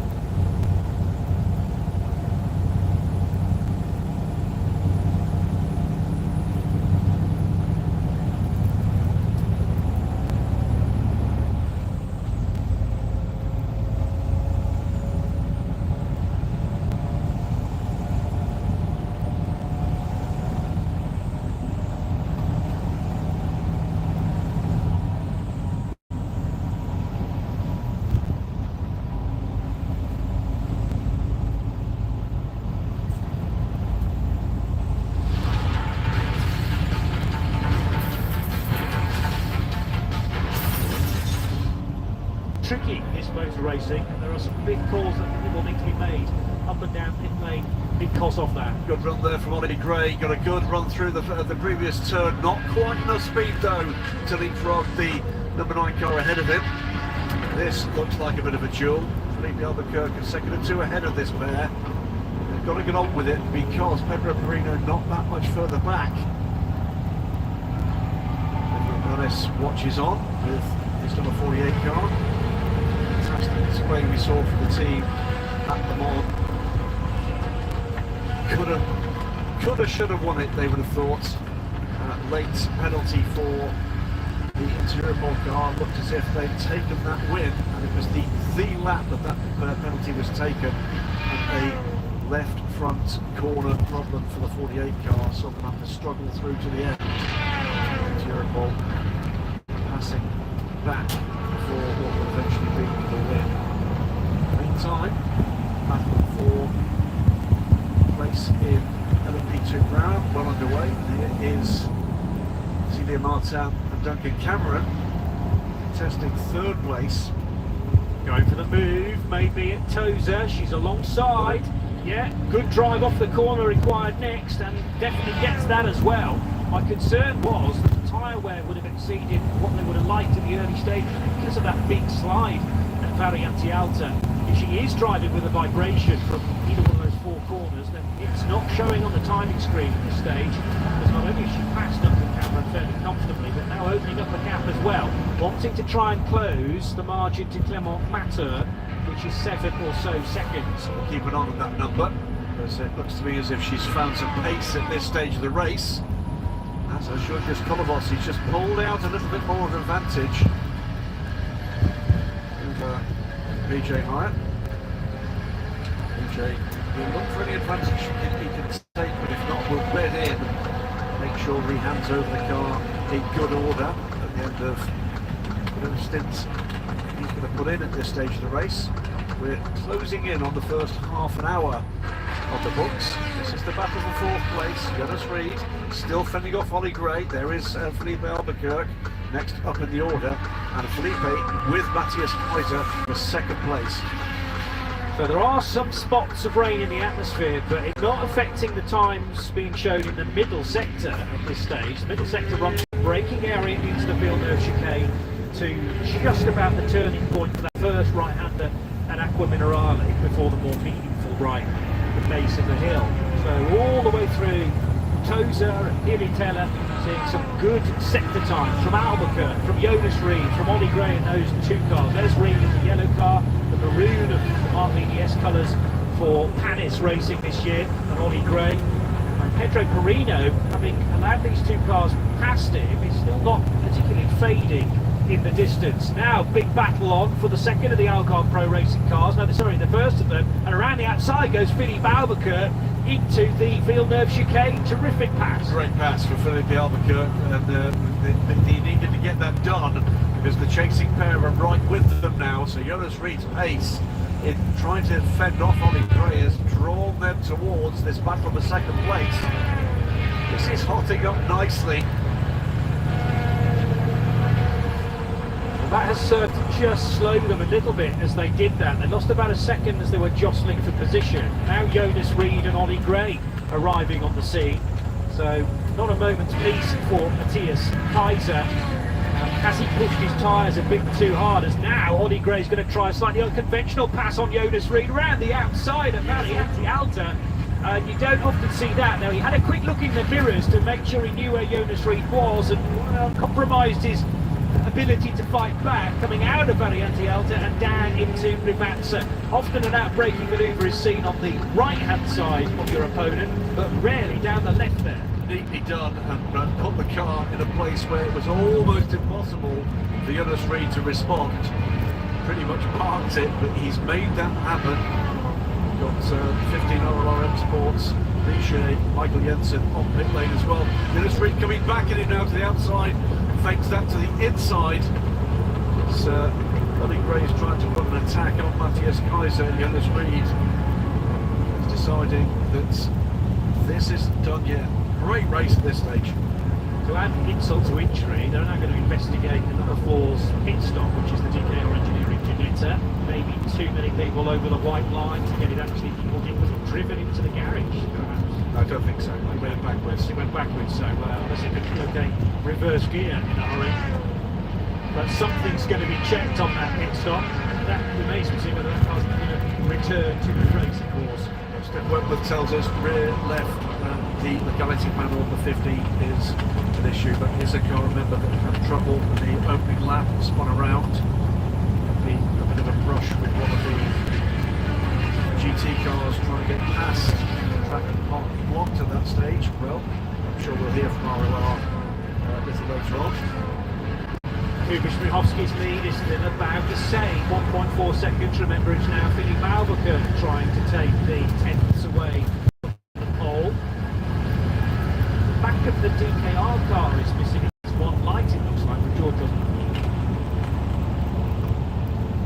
But yeah, so the one legality panel, it's because of some damage, so it's actually taken that flat panel out of its socket entirely, but there are still rain lights flashing on the rear wing end plates, so visibility or being able to pick that car out through any potential spray later on in the day should be relatively easy.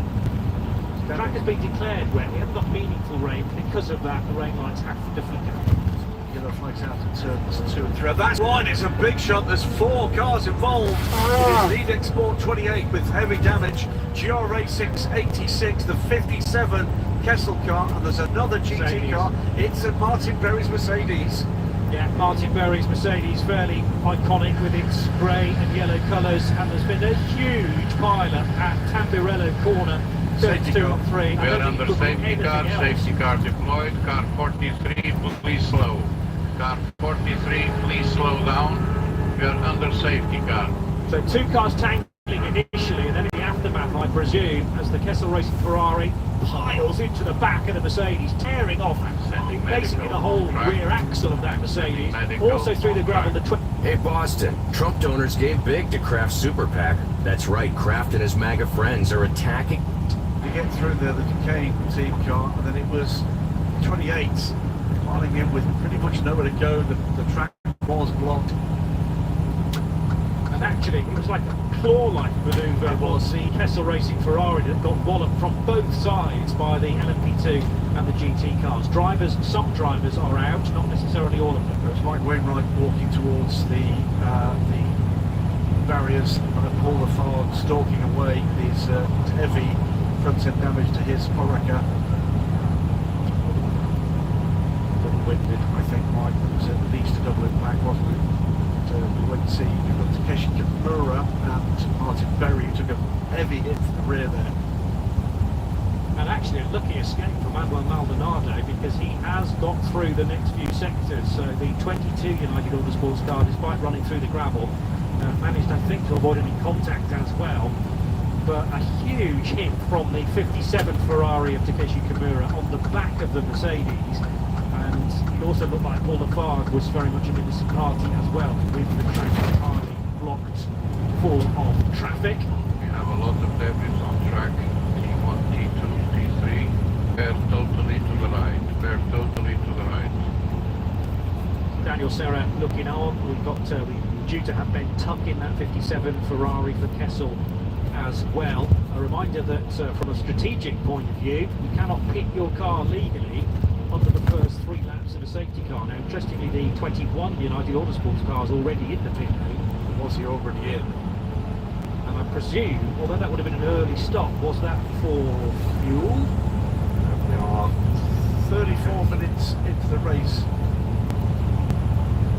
So Steph reckons full stop, as in full service, tyres, fuel, probably not the driver change though, because remember, a silver or indeed a bronze in case the 21 car has to do a minimum of 1 hour of the race. The drive time is counting as long as you're on the racetrack, regardless of whether there's a safety car out or not. It's just that time in the pit lane doesn't contribute to one's driver time.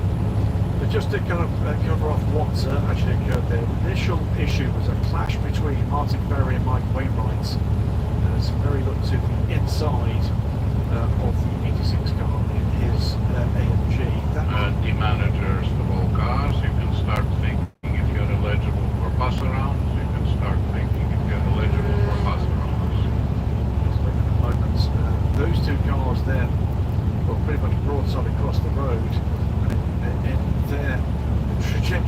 track.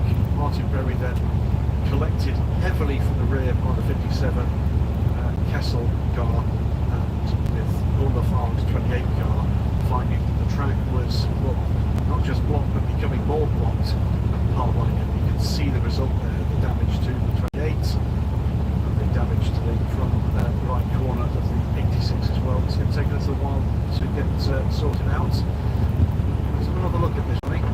Yeah, so Martin Berry, thinking he's got a good opportunity to overtake. My Wainwright, did he know the Mercedes was there? Tricky to tell, he turned in.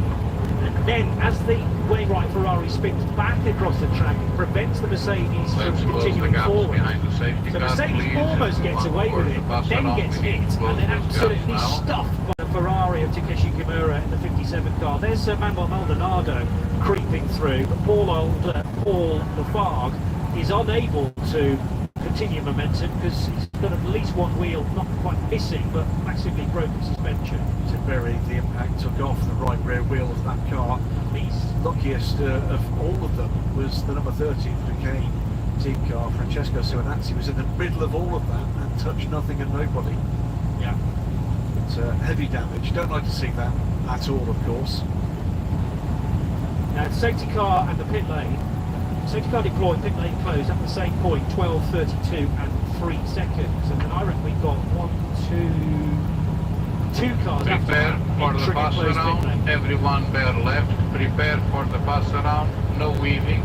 Prepare for the pass around. No weaving. So watch the pass around. What this is here is if your leader in your class is behind you in your start the pass around. Start the pass around.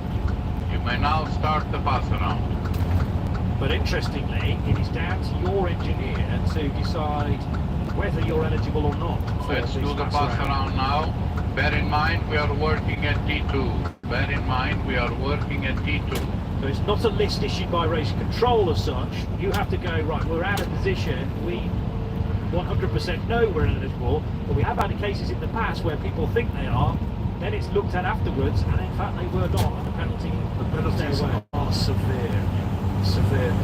One other quick little bits of housekeeping to catch up with. We saw the number 68 again racing initially spin backwards across the track at lap 1. That under investigation, a collision involving the number 17 CLX Motorsport car, Paul Share.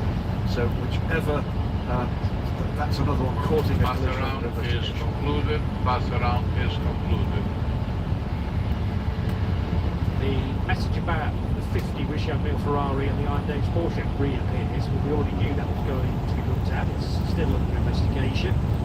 Pass around concluded. We're not in a phase yet where the pit lane has reopened. 3 laps under the safety car before we see the pit lane reopen. Daniel Schneider and Stefan Tribordini entered a closed pit lane. So entered, or were they in a pit lane? No, pit lane closed at 12:32 and they came in 10 seconds after that. Now if they did emergency service, it's no problem. But if they've got more than that,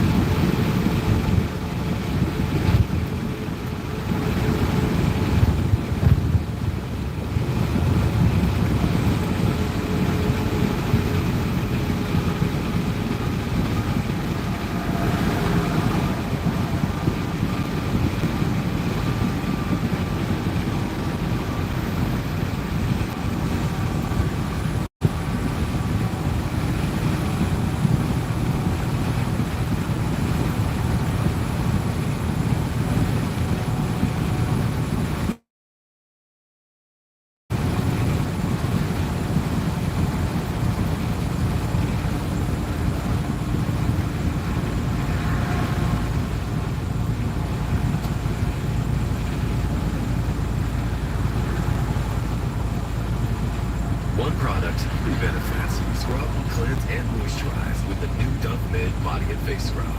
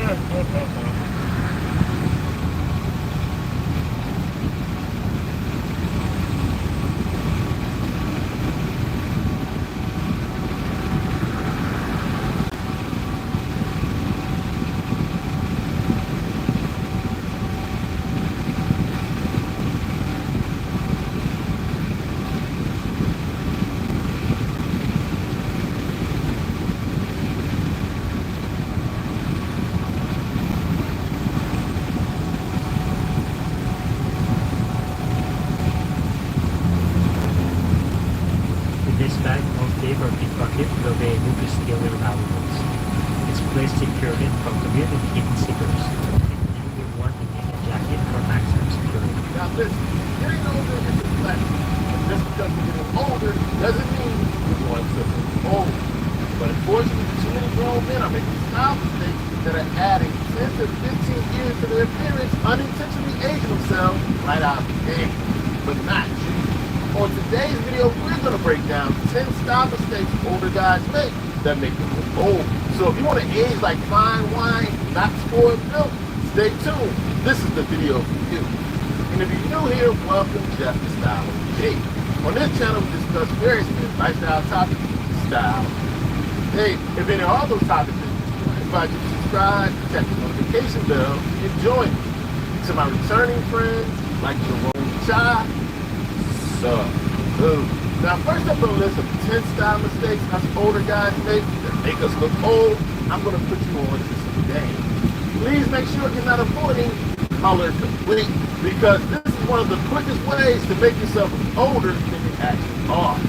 Here's the thing, if you only wear navy, black, gray, and beige all the time, you're draining all the energy and life out of your looks. And because as we age, we naturally lose some of that youthful glow, wearing those dark colors only emphasizes that natural glow wrong. But here's what you want to do instead. Color can help bring back some of that glow. And I'm not talking about bright colors. I'm talking about things like olive, burgundy, or a beauty green pastel like I have on today. This can help add vibrancy, personality, and style to your look without trying too hard. Don't hide behind dark colors all the time thinking it makes you safe. It actually ages you. You're not invisible, so stop dressing like you want to be. Make sure as you get older, you're not avoiding color completely in your wardrobe. Now, next up I have a style mistake that will easily make you look like somebody's great-grandfather, not the grown, stylish man you actually are. Wearing oversized outerwear. See, here's the problem. When your coat is swallowing you whole, dragging way past your knees, drooping off your shoulders, you're not looking laid back. You're looking sloppy and weighted down. And trust me, that kind of silhouette adds years to your frame. It makes you look shorter, wider, and less lean. Instead, you want to go for outerwear that's structured and it fits clean. If it's a jacket, you want it to hit around the waist. If it's a coat, you want it to hit around mid-thigh or a little higher.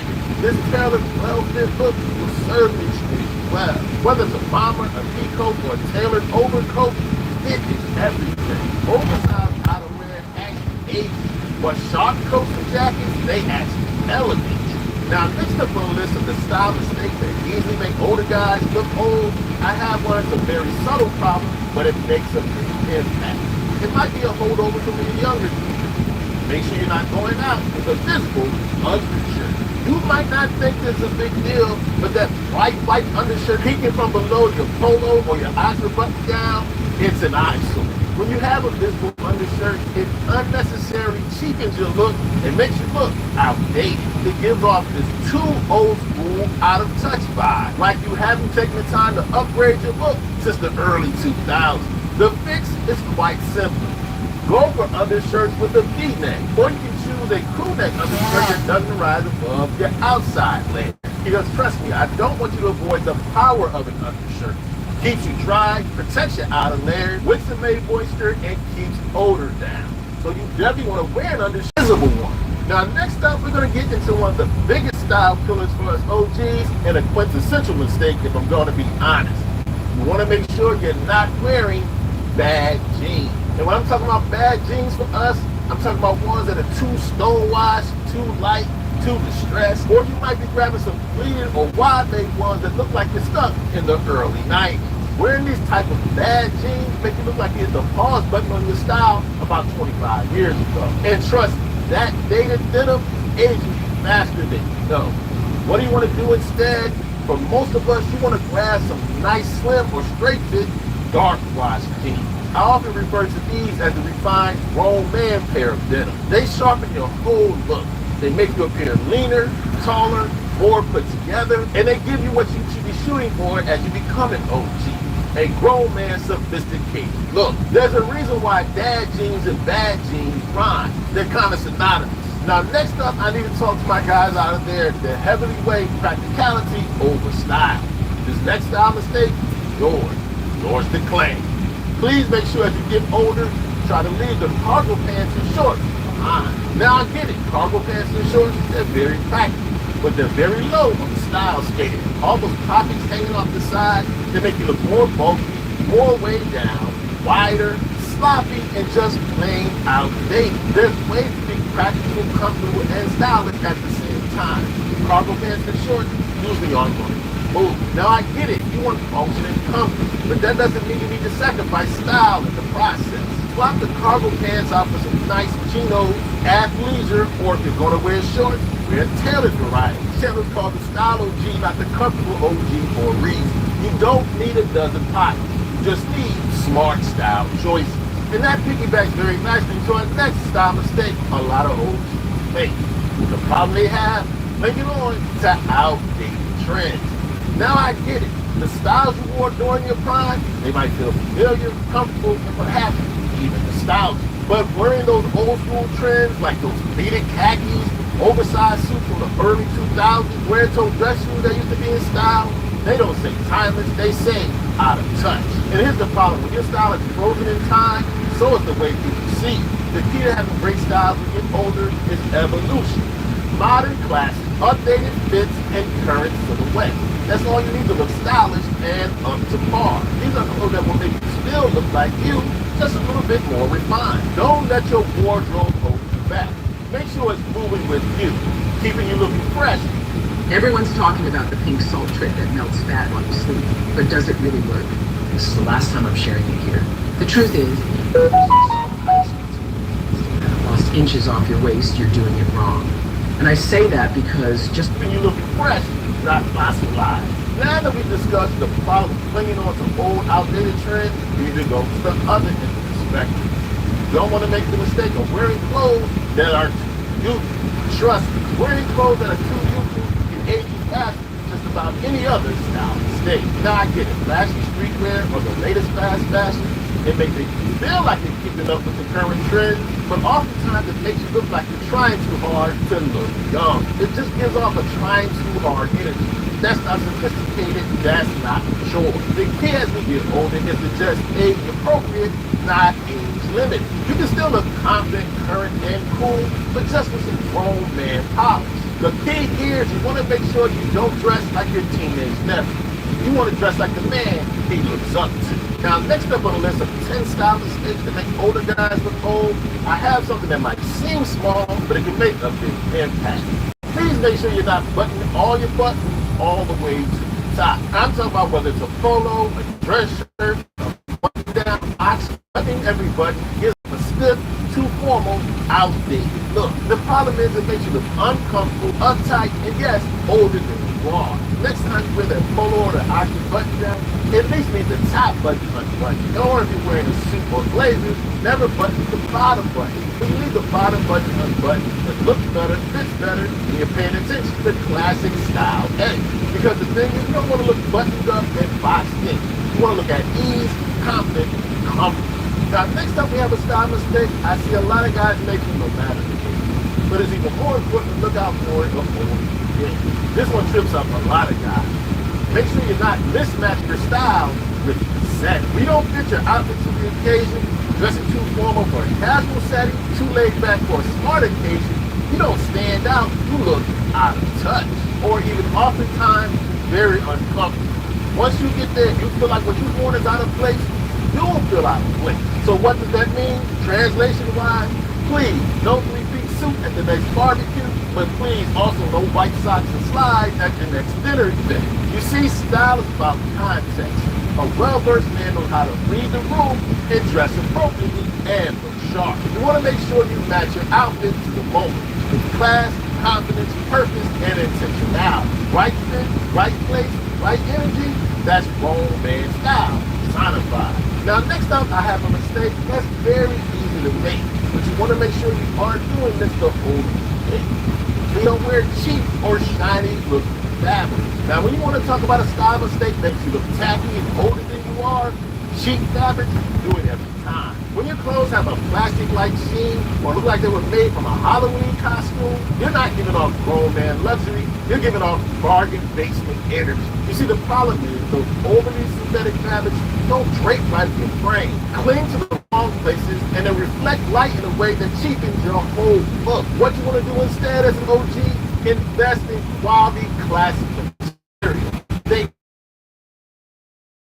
The key here, as you become an OG, you want your style to look effortless, cool, and easy, refined and mature, not loud, shiny, and artificial. Okay, so there you have it. Till the worst style mistakes us older guys make prematurely ages. Now do me a favor, let me know in the comment section of any style profiles you want to help the style of your family even more. And if you enjoyed this video and found it informative, I highly recommend you check out a recent video I did about some of the worst brewing mistakes.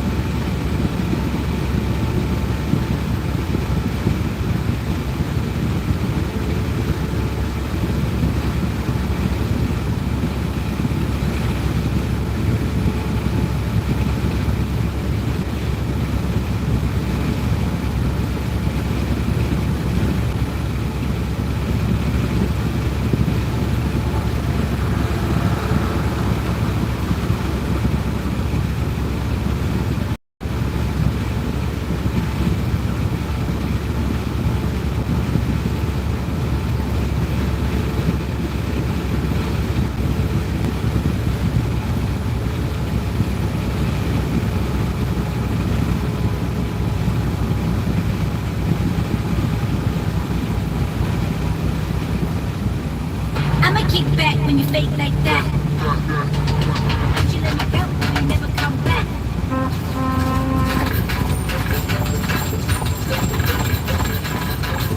Think you've seen crazy builds before? SEMA just blew the doors off with cars so wild, they made last year's look like mall cruisers.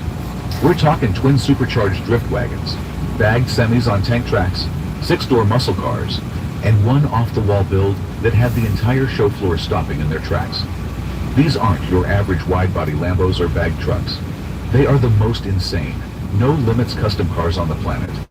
And they all made their debut under the lights at SEMA. Strap in, because today, we're counting down the 10 most insane custom cars we found at SEMA 2025. And number 1 will make you question what's even possible in the world of custom builds. Number 10, 1967, Plymouth GTX EV Restaurant. Before you roll your eyes at another EV swap, this beast is hiding some serious Mopar madness under that slick frostbite blue paint. At first glance, it looks like your typical clean tucked bumpers, widened rear wheel openings, carbon fiber splitter, and a set of satin black stripes tipping the hat to its muscle car roots. But pop the custom carbon fiber hood, and you won't find a Hemi. Instead, there's a 335 horsepower Mopar. Dead silence. It's not just a gimmick either. Mopar designed this E-crate system to keep classic car layouts intact. The motors rotated 90 degrees to nestle comfortably while keeping the rear-wheel drive spirit alive. We're talking a 3-to-1 gear reducer, pushing torque straight to an 8.75-inch rear axle, so you'll still get your back pushed into the seat when you punch it. They didn't slap any off-the-shelf battery in here either. It's running a 73 kilowatt-hour, 4-battery setup. 3 stashed in the trunk in a cartridge-style aluminum frame, and 1 under the hood for better weight distribution. It'll get you about 250 miles of range between charges, which is more than enough to do a few cars and coffee needs before you need to juice it back up. Inside, it's a tasteful blend of old-school muscle and modern tech. They swapped out the steering wheel for a flat bottom, finished in vintage bronze with bright orange stitching. The gauges, fully analog with a 160 mile per hour speedometer, but updated to show your battery charge and motor temps. The rotary shifter comes from a Dodge Durango, and yes, they added a cup holder, so your coffee doesn't spill when you hit the accelerator.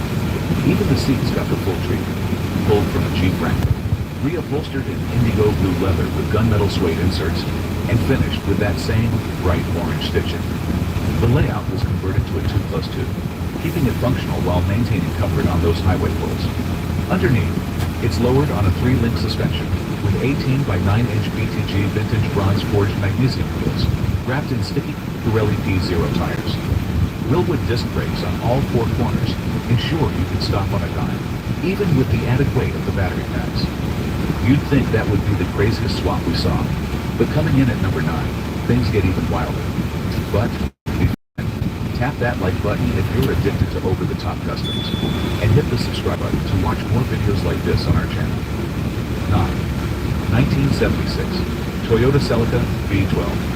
Holding down the 9th spot is a build that should be illegal for how absurdly perfect it is. The 1976 Toyota Celica GT V12. This isn't your grandkid's JDM tuner with a turbo 4-banger. It is a V12 powered rocket, built by Sean Bassett and his team at Attacking the Clock Racing. Originally, the Celica came with a 4-cylinder that whined more than roared. These guys said, nope, and yanked that out for a 1G ZFE V12 from a Toyota Century limousine.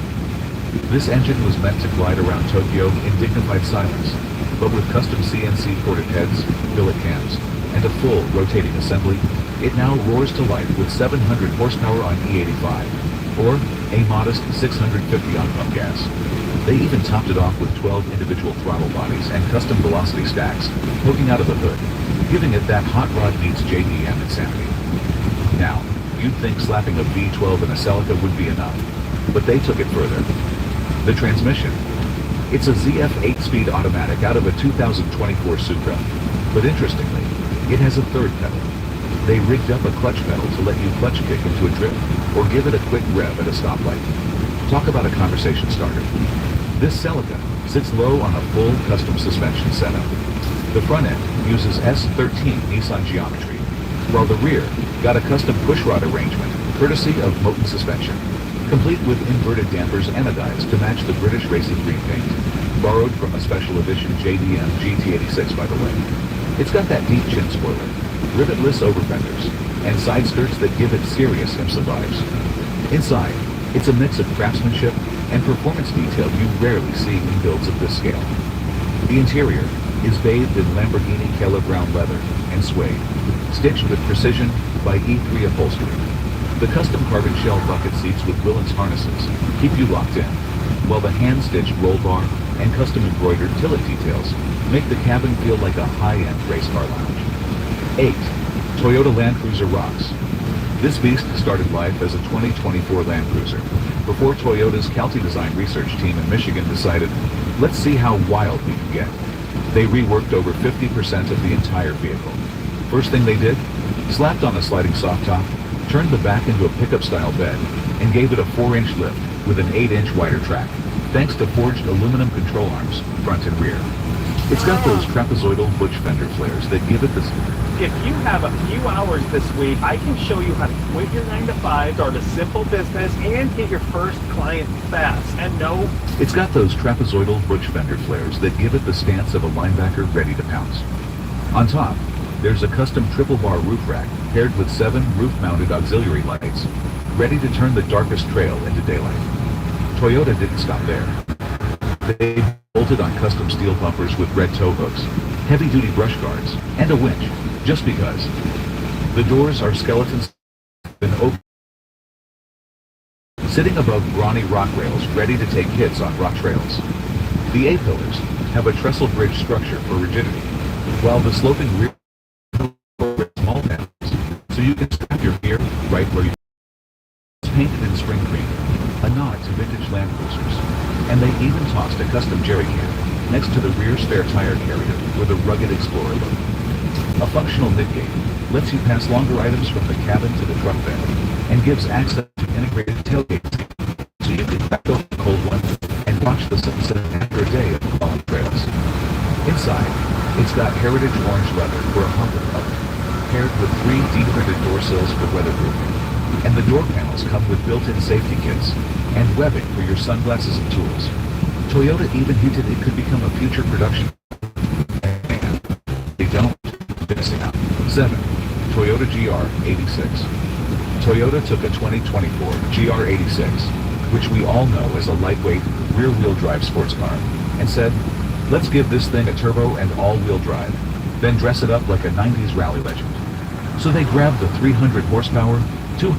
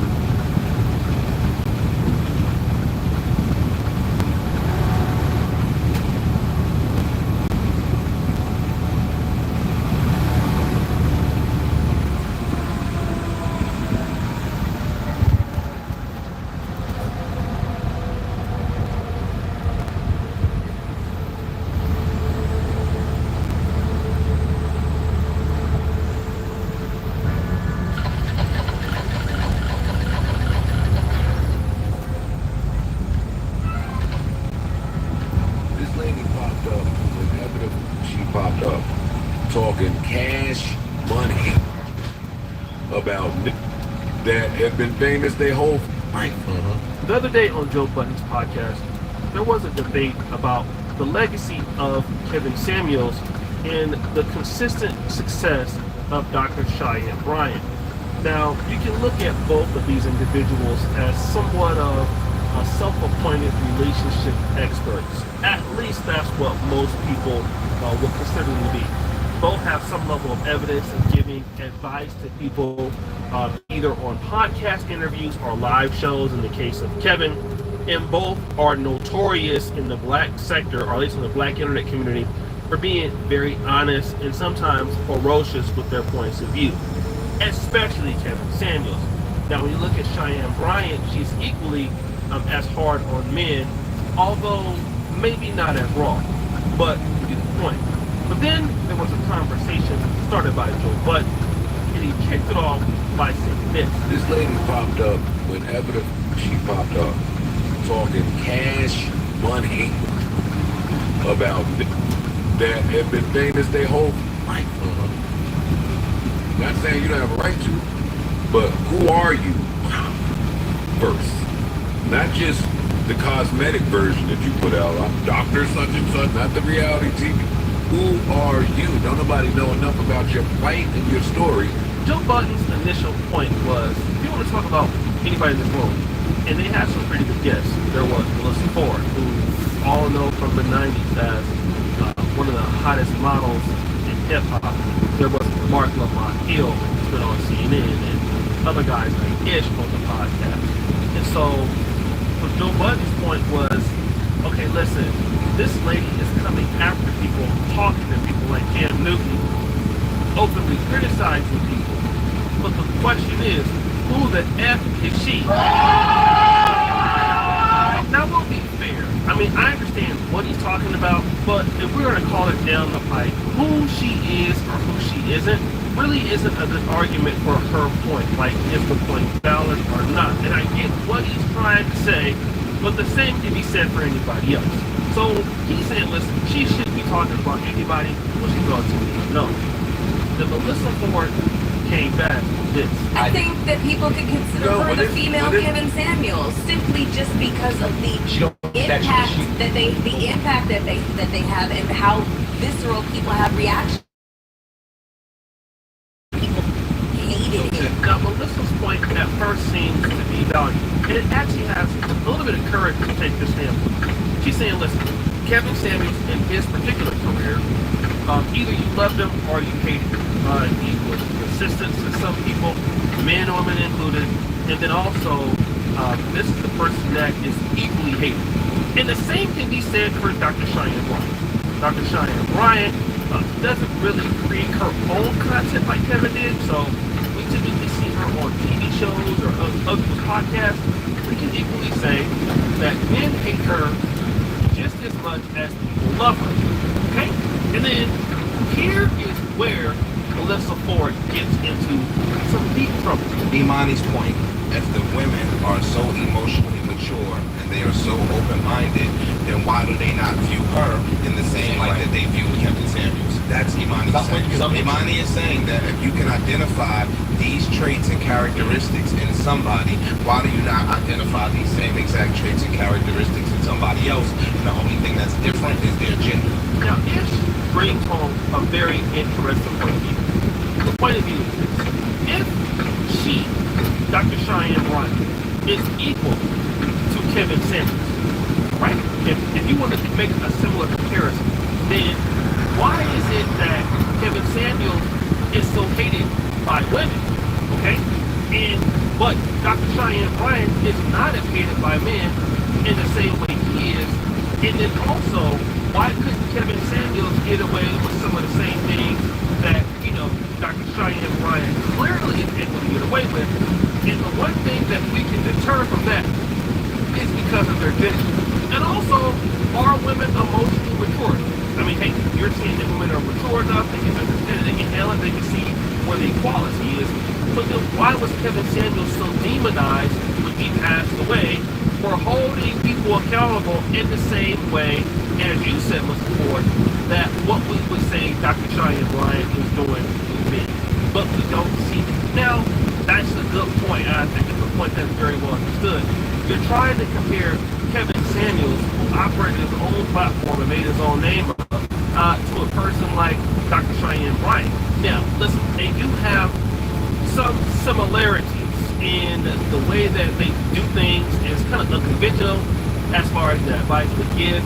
Both of them are outspoken with their personalities, and one group you can see is, more kind of catering towards their own individual genders, although they both have evidence of holding, the men accountable in Kevin Samuels' case and the women accountable in Dr. Cheyenne Bryant's case. I believe it's equal if you can say that at certain points. The reality is that when Kevin is telling the truth about black women want to destroy him. But when Dr. Cheyenne Bryant is telling the truth about black men, do not see black men so upset at Dr. Cheyenne Bryant. And then the case continues to get worse. When Kevin Samuels started gaining traction, I heard a mob of women say, same thing I'm saying about this lady. Hey, who is this? He's not married. Women go. They use that as a right. The difference is women He's are not going. married. They went and found your dating history, your kids. They doing it with who? Any. They want to know Charleston White. Any that way. Who is this person? They go and get your Carfax. Now, this is something that I built on too. Joe Budden is noticing this also. That hey. Mineral shower head boosts water pressure and cuts your water bill by 30%. This dermatologist from New York. Thing that I built on too. Button is noticing this also.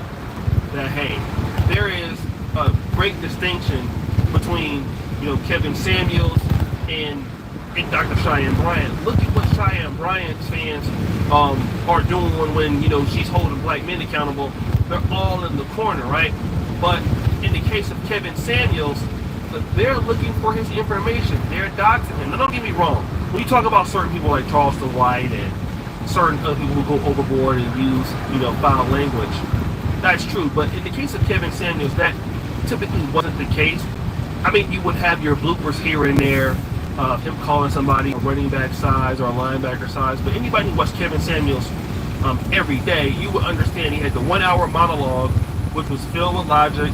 And he was respectful to most hosts or guests until they got out of line. But when you're a black man and you're trying to hold black women accountable, even in the nicest ways, you will start to find that people start to go and look back into your personal stories or your personal records. I've had it happen to me. I think any black person that has their own criticism of black men, you'll find them on some of the boards out there and women out there saying things about them and putting out their social security number if they can get it, or putting out personal information. And that's the reality of most black men, that at least try to have open and honest criticism of black women. Now, this is what has started, in my understanding, so many black men going the opposite route, which is pretty much simple for black women. Because in this case, if you just go the Derrick Jackson route, you never have to worry about being exposed. And then you can also make a whole lot of money doing it. I mean, you can go ahead and say, hey, you're a queen, you deserve this, buy my $5,000 course. I don't want to call anybody out per se, but I've seen that. I've seen so many guys make up all of this content, basically that bash black men and absolve black women, and then turn around and ask, okay, a $5,000 consultation fee just to talk to a guy for 1 hour. And this is a guy, if I'm not mistaken, that has a history of beating women and almost went to jail for life for doing this, okay? And this is what you're seeing now. Now, at a point in the conversation, Mr. Mark Lamont Hill starts to try to compare some of the academic credentials between the two. So Mark Lamont Hill says, listen, in the case of Kevin Samuels, he was not technically trained, okay? But in the case of Dr. Cheyenne Bryant, one of the reasons why she might not receive so much backlash is because Dr. Cheyenne Bryant was actually technically. In the case of Dr. Cheyenne Bryant's background, she does hold a double degree in psychology and Pan-African studies from the California State University of Northridge. Okay, so that is something that we can verify. I went and graduated from California State University, Sacramento. All right. But now we start talking about her credentials. She has a master's degree in psychology and a doctorate in counseling of psychology from Gloucester University. Basically, it's like a school that doesn't really exist. It's kind of one of those BS schools like University of Phoenix that are trash, right, in 2000. And if you look at, this particular Reddit forum, you will see that, but it's accredited. And it says this: for those who may not be aware, RGC University is shutting down after basically committing fraud. In other words, Gloucester University is awful. So does Dr. Cheyenne Bryant actually have any level of education to do what she's doing? She does not. She has the same level of education to do what she's doing that Kevin Samuels had, which was nothing. Because if you go to a university that's fraudulent, then you don't have any level of experience to do that. All right? And now, the issue's last point to counter what, Mark Lamont Hill was saying, Ish made this.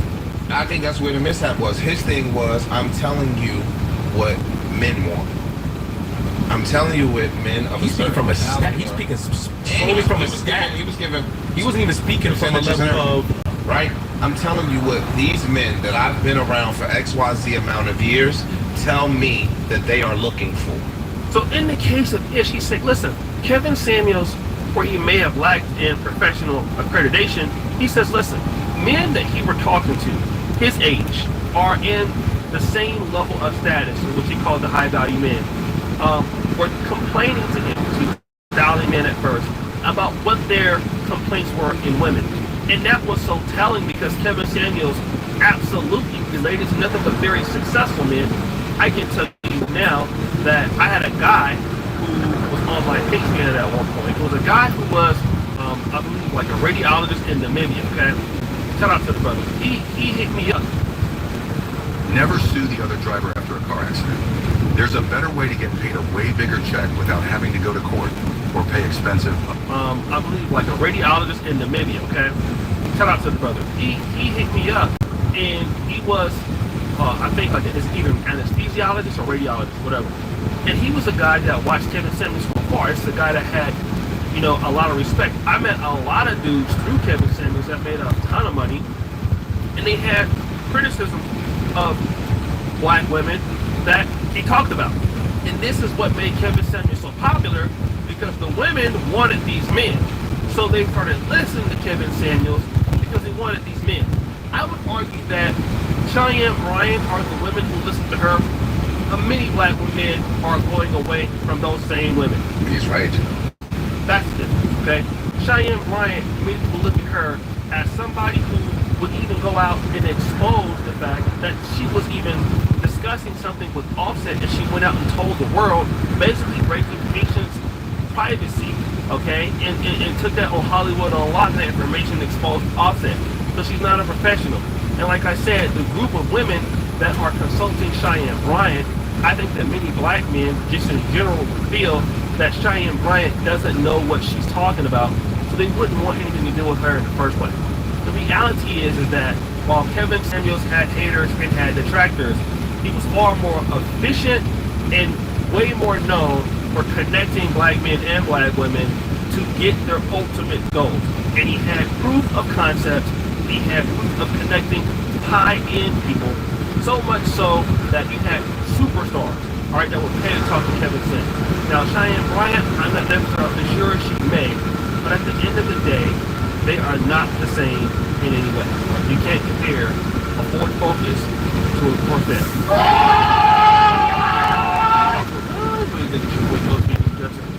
At it again. Sold up. That's what we're done. It's called grab the bill. We up.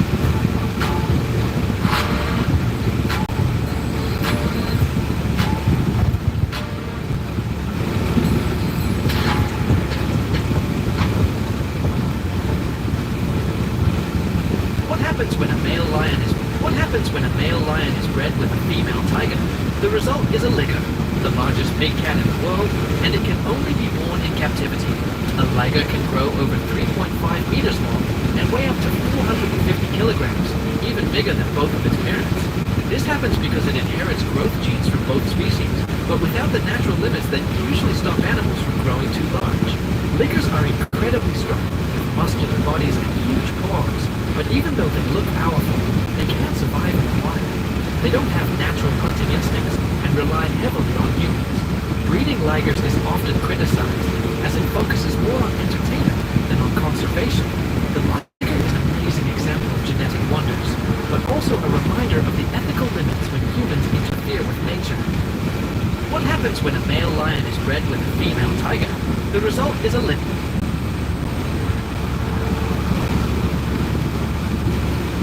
These are the greatest tattoo artists to come from South Korea. Of course, not all of them. The list would be longer than a fucking CD. Starting off so hot with hand, he creates these Kandinsky-inspired sensory pieces that just pop on the body. Then we got Q. The blue pieces in his pieces are absolutely incredible. You can find them now in LA. Then we got Gar with his dark guard. The way he's able to transform the body with skeletons, or he gives his subjects like an X-ray aesthetic.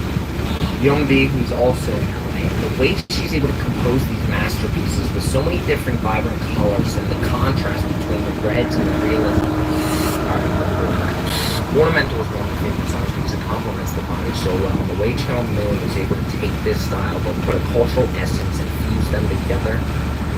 ZZ Boy creates these hand-drawn tattoos. They're so saturated, they're so vibrant, and I love the Pokemon where he gives them like a little rainbow skeleton. These are the greatest tattoo artists to come from South Korea.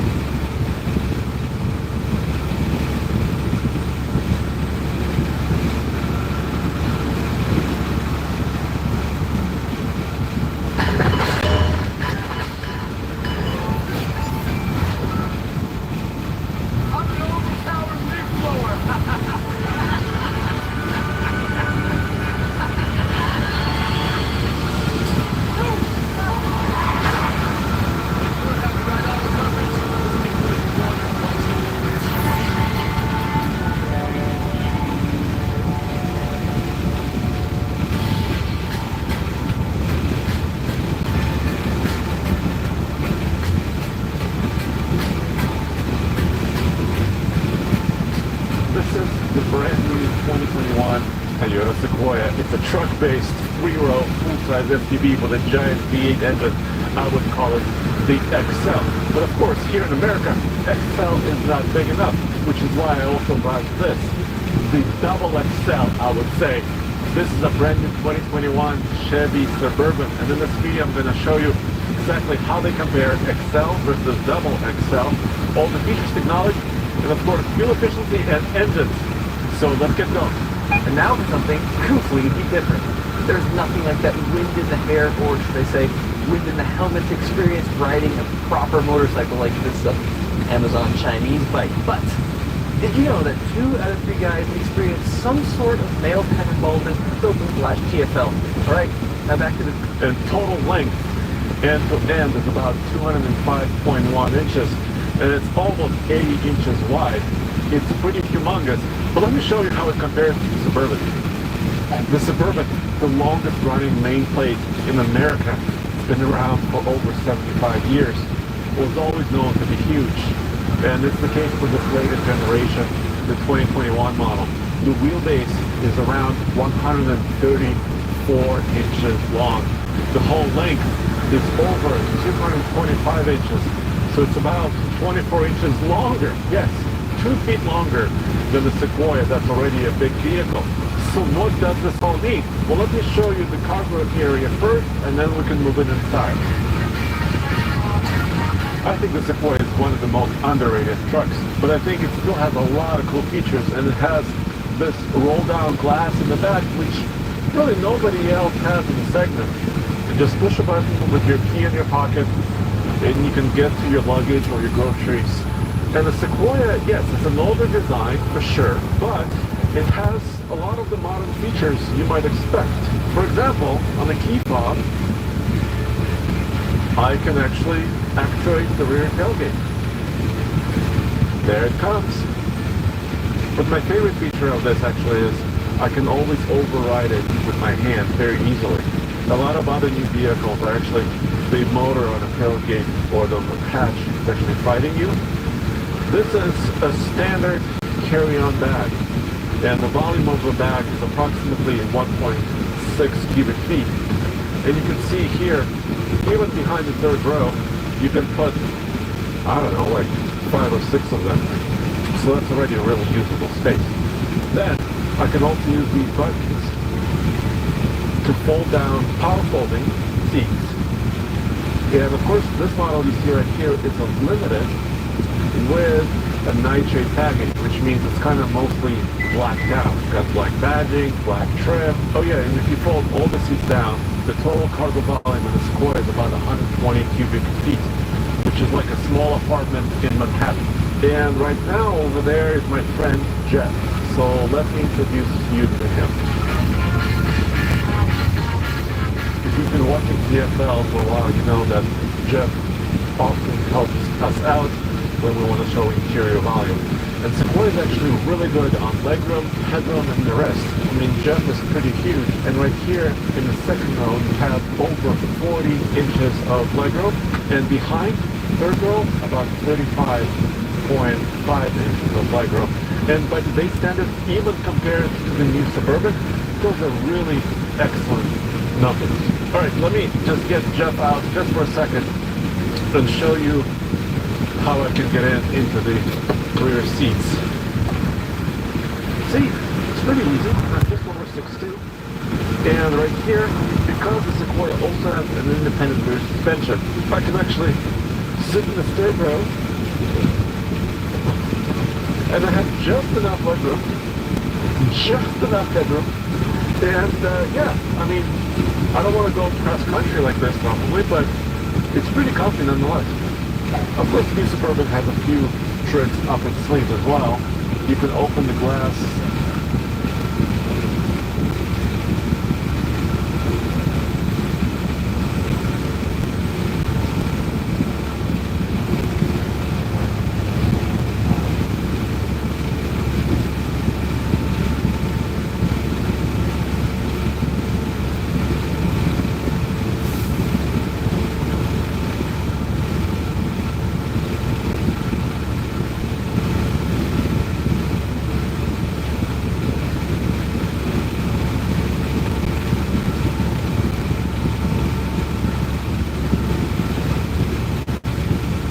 That the watches on the wrists of billionaires are often completely different from the ones the middle class aspires to own? The truly wealthy avoid certain luxury watch brands that most people think are the ultimate status symbols.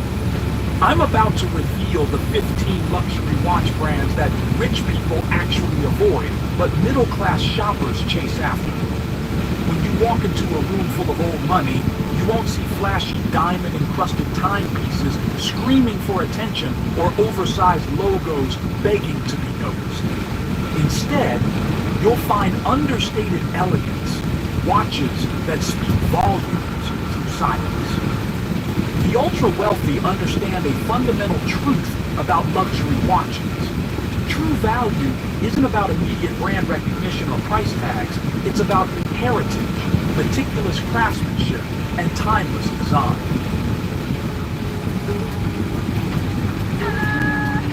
So many reasons to get on board. Discover the power of Wegovy. With Wegovy, I lost 35 pounds. And some lost over 46 pounds. And I'm keeping the weight on. I'm reducing my risk.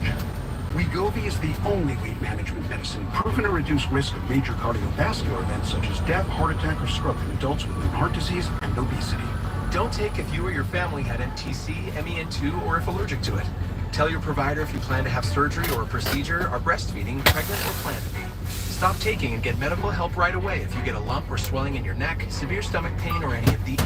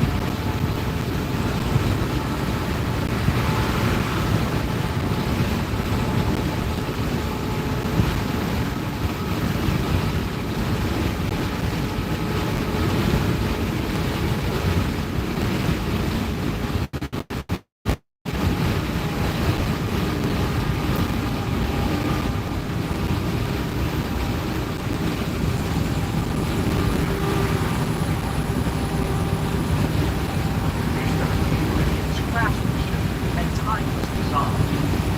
Let's start with number 15, Hublot. Despite their bold designs and celebrity endorsements, Hublot watches are often considered nouveau riche by the truly wealthy. Founded only in 1980, Hublot lacks the centuries-old heritage that old money respects.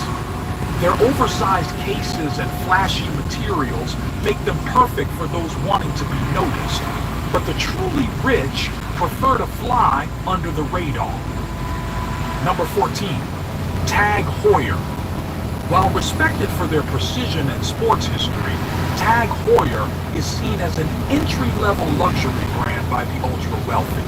The brand's widespread availability and relatively accessible price point, starting around $1,500, make it popular among middle-class buyers looking to step into luxury watches, but billionaires typically look elsewhere. Hey Boston, Trump donors gave big to Kraft's super PAC. That's right, Kraft and his MAGA friends are attacking luxury watches, but billionaires typically look elsewhere. Number 13, Breitling. Known for their aviation watches with busy dials and large cases, Breitling timepieces are too loud and attention-seeking for old money tastes. Despite solid craftsmanship, their marketing is aimed at aspirational buyers, rather than those who inherited wealth generations ago. Number 12, Omega. Despite being James Bond's watch of choice and having impressive moon landing credentials, Omega's mass production and availability make it less exclusive than what the ultra-wealthy prefer. Middle-class luxury seekers love Omega for its prestige-to-price ratio, while billionaires often opt for more rarefied brands. Number 11, Panerai. These Italian-designed, Swiss-made watches became trendy in the 1990s thanks to Sylvester Stallone. Their distinctive large cases and simple dials make them instantly recognizable, which is precisely why old money avoids them. They're too easily identified as status symbols. Number 10, Cartier. Though Cartier creates true luxury products, their popular models like the Tank and Santos have become somewhat ubiquitous among upper-middle-class professionals. The truly wealthy might own a Cartier, but it's rarely their go-to timepiece for daily wear. Number 9, IWC. The international watch company produces excellent timepieces, but their aggressive marketing position as executive watches make them popular corner office accessories rather than choices for those who don't need to signal success. Number 8, Rolex. Surprise? Despite being the world's most recognized luxury watch brand, Rolex is often avoided by the ultra-wealthy precisely because of its recognition. When everyone from middle managers to celebrities sports a Submariner or Datejust, billionaires often look for something less obvious. Rolex makes exceptional watches, but their ubiquity makes them less appealing to those seeking exclusivity. Number 7, Bell and Ross. They're distinctive square aviation-inspired cases in the state, but that's exactly what old money tries to avoid. These watches scream, "Look at me," which contradicts the understated elegance preferred by generational wealth. Number 6, Chopard. While Chopard creates beautiful jewelry watches, their more ostentatious designs with floating diamonds and flashy elements appeal more to new money than old. The truly wealthy prefer their luxury without the sparkle that announces itself across the room. Number 5, Frank Muller. Known as the master of complications, Frank Muller creates technically impressive timepieces. However, their tonneau-shaped cases and large numerals create an unmistakable look that's too showy for old money tastes. Number 4, Gucci. Despite being a luxury fashion house, Gucci watches are considered fashion accessories rather than serious timepieces by watch enthusiasts. The wealthy view them as mass-produced items trading on brand name rather than horological excellence. Number 3, Montblanc. Better known for writing instruments, Montblanc's Middle-class venture into watches is seen as a brand extension rather than dedicated watchmaking. While they produce decent timepieces, the truly wealthy prefer brands with singular focus and centuries of watchmaking heritage. Number 2, Movado. Known for their minimalist museum dial with a single dot at 12 o'clock, Movado watches are immediately recognizable. This distinctive design has become so commercial that it lacks the exclusivity the ultra-wealthy desire. Number 1, MVMT and similar fashion watch brands. Despite marketing themselves as luxury at affordable prices, these brands represent everything the wealthy afford. Mass-produced fashion items with minimal craftsmanship masquerading as luxury goods. So what do the truly wealthy wear instead? Brands like Patek Philippe, Lang & Söhne, Vacheron, Audemars Piguet, and Jaeger-LeCoultre. These watchmakers focus on impeccable craftsmanship, horological innovation, and understated elegance. Many of their most exclusive models don't even display the brand name prominently on the dial. The difference comes down to this. Middle-class luxury shoppers often buy watches to show others they've made it, while the truly wealthy buy watches for themselves, for the craftsmanship, and for the heritage. They don't need their wrist to announce their status. Their name on buildings, foundations, and company letterheads does that already. If you're drawn to watches for the right reasons, like an appreciation for intricate craftsmanship, mechanical ingenuity, and timeless design, then you're already thinking like the wealthy, no matter what your bank account says. True connoisseurs understand that luxury isn't just about price or prestige, it's about the art, history, and engineering behind each timepiece. What's your take on luxury watches? Are they worth the investment or just...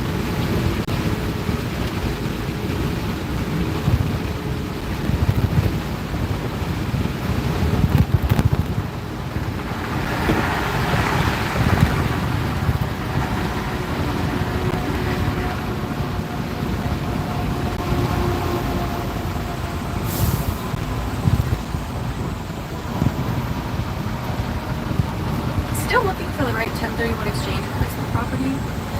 1031 crowdfunding can help. We offer an extensive selection of DST properties, giving you more opportunities to find the right fit. You know, it's funny, after my last video, don't waste your time buying apartments, I got a lot of comments. Stuff like, retail is risky, flex spaces sit empty, industrial tenants can hurt my feelings too. And look, I get it. If you've spent any time around real estate investing, you've probably been told that apartments are the safest, surest path for you to get financial freedom. Well, what if that isn't true anymore?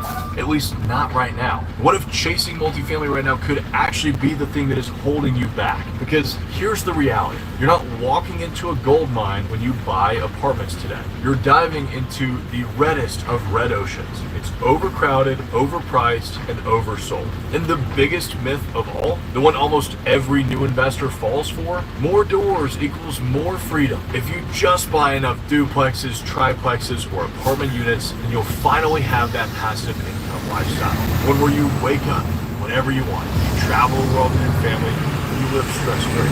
Yeah, except it rarely plays out that way. I've seen it firsthand in my own portfolio and with the hundreds of investors that I've worked with. You don't build real freedom by stacking doors. You build real freedom by owning the right assets. The ones that actually pay you without eating all of your time, draining you of all your energy, and taking away your peace of mind. And today, I'm going to show you exactly what that looks like. We're going to break down what I'm buying instead of apartments, the exact numbers, and why this path, while it is way less crowded, has completely outperformed multifamily for me, for my students, and for other smart investors out there who are just tired of fighting over scraps. And if you stay to the end, I'm also going to introduce you to a few folks like Ryan, Marcus, and Ron, who have pivoted away from apartments completely and transformed their investment portfolios and their lives. So let's dive in.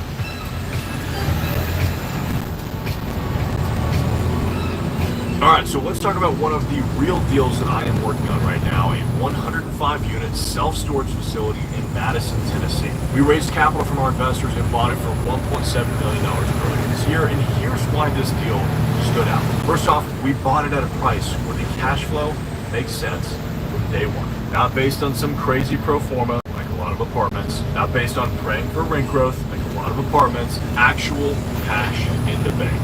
Plus, we had some vacancy that we could go and fill on top of all of that. Now, when we took it over, occupancy was around 58%. We had some rough spots to clean up, for sure. 7 delinquent units, deferred maintenance, no real systems in place for rent collection. But here's the thing, this wasn't that complicated. It wasn't about adding granite countertops or hoping for $300 rent bumps like you'd have to do in the apartment world. It was basic operational fixes. We got the rent rolls transitioned over. We started automating payments. So simple. We began the legal process to auction off the delinquent units. And within 60 days, we were already on track to push occupancy over 80% without lifting a hammer or spending a fortune. Pretty simple, pretty straightforward, very profitable.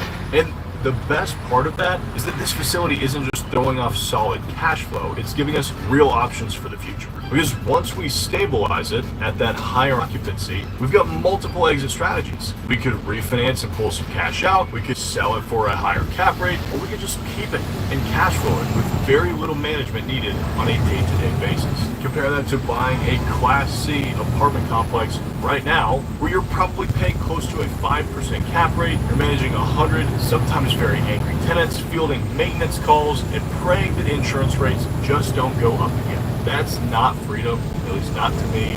That is another job with more risk baked in. With this self-storage facility that I'm doing, I'm building real wealth quietly without having to fight in a red ocean. And the crazy part is, this isn't just possible with self-storage. You don't have to box yourself into a single asset class anymore. The opportunities right now stretch way beyond across asset classes that most investors don't even pay attention to. Take Marcus for example. Marcus built a brand new flex space development outside of Birmingham, Alabama. But he didn't just throw up a metal building and call it a day. He went high-end, brick facade, premium lighting, luxury vinyl plank floors, even cedar overhangs.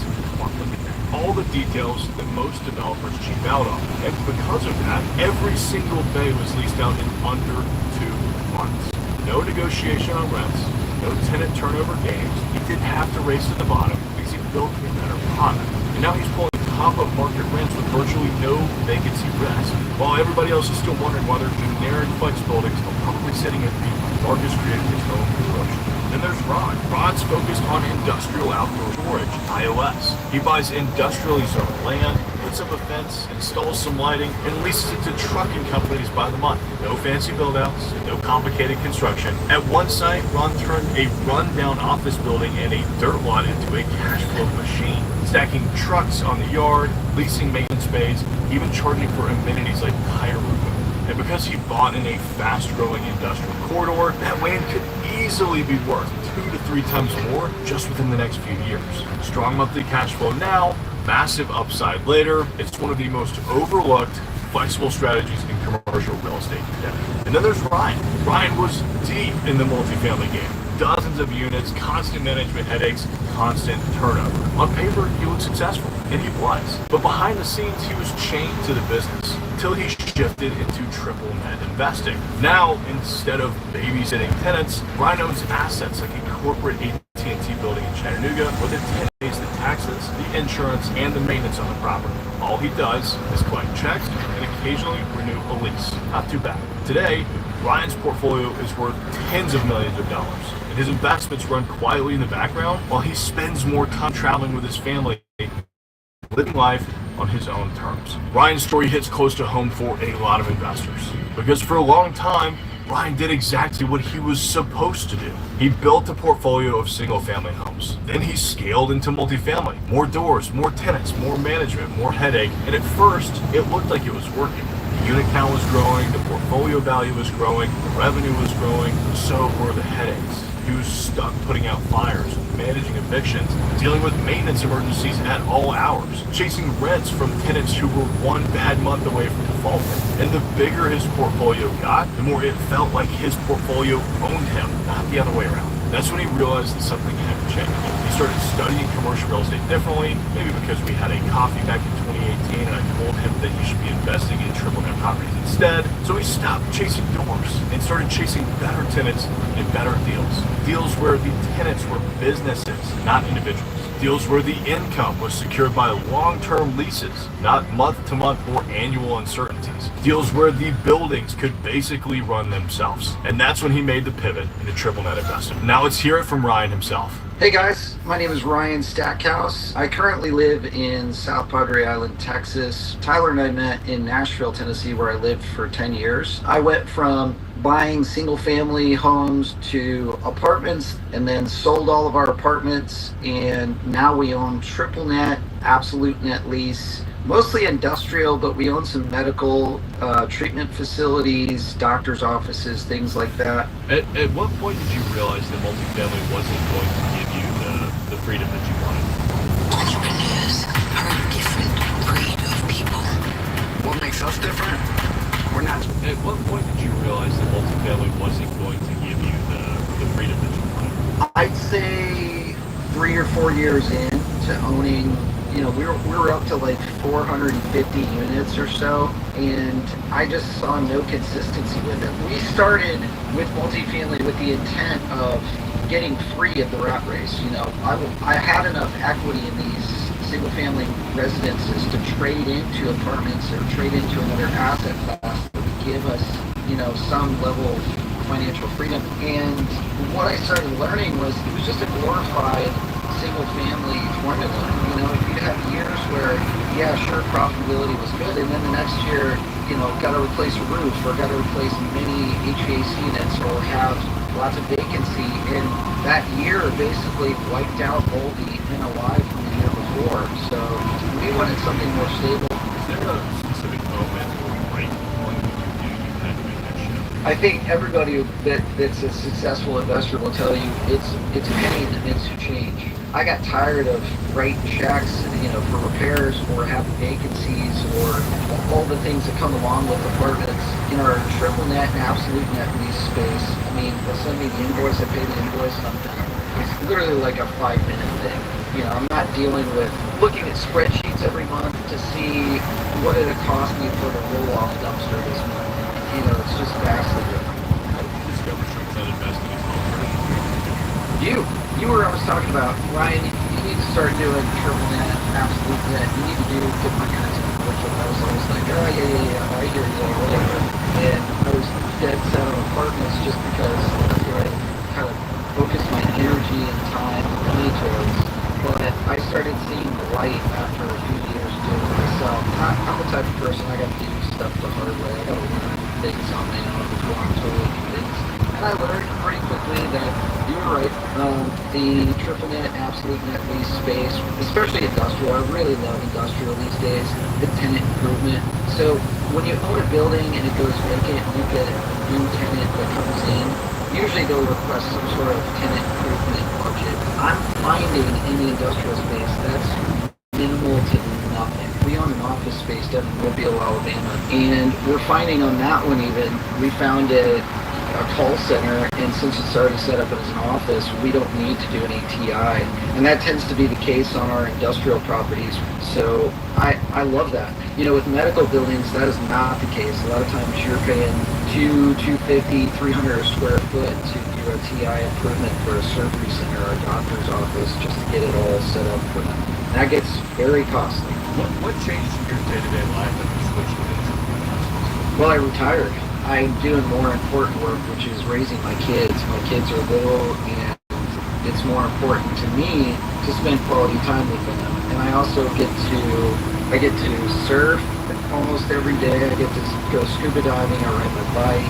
That's the stuff that I'm never going to regret later on when I'm in my 80s, 90s, looking back on my life saying, I wish I would have. What advice would you give to somebody watching this video who's feeling stuck in apartments right now? I would say open up your mind, talk to other people that are doing other asset classes like triple net, absolute net, especially in the industrial space. It's a small niche, and I really love that too because there's way less competition than in the apartment world when you're going after a deal. I would say find people that are doing in living the way you want to live and learn from those people, because I'm investment agnostic. You show me a better investment, I'm all ears. What Ryan figured out, and what most investors never do, is that this game isn't about buying the most properties. Who cares about how many doors you have? You're just one smart deal away. One overlooked property in a sub-market that no one's paying attention to that ends up changing everything. That's the kind of work that we're doing inside the CRE Accelerator. It's not a theory-heavy course. It's not a bunch of fluff or recycled tactics from 2012. It's a step-by-step blueprint paired with real-time coaching from me and feedback from other people who are actually out there doing deals right now. We help you build consistent deal flow, underwrite opportunities the right way, and get into the kind of assets that actually give you back your time, your freedom, and your peace of mind.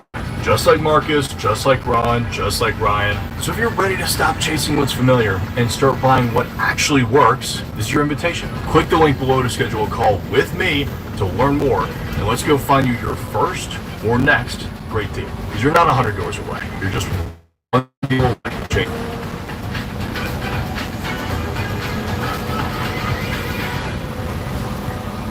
Are you looking to establish your business using an address other than your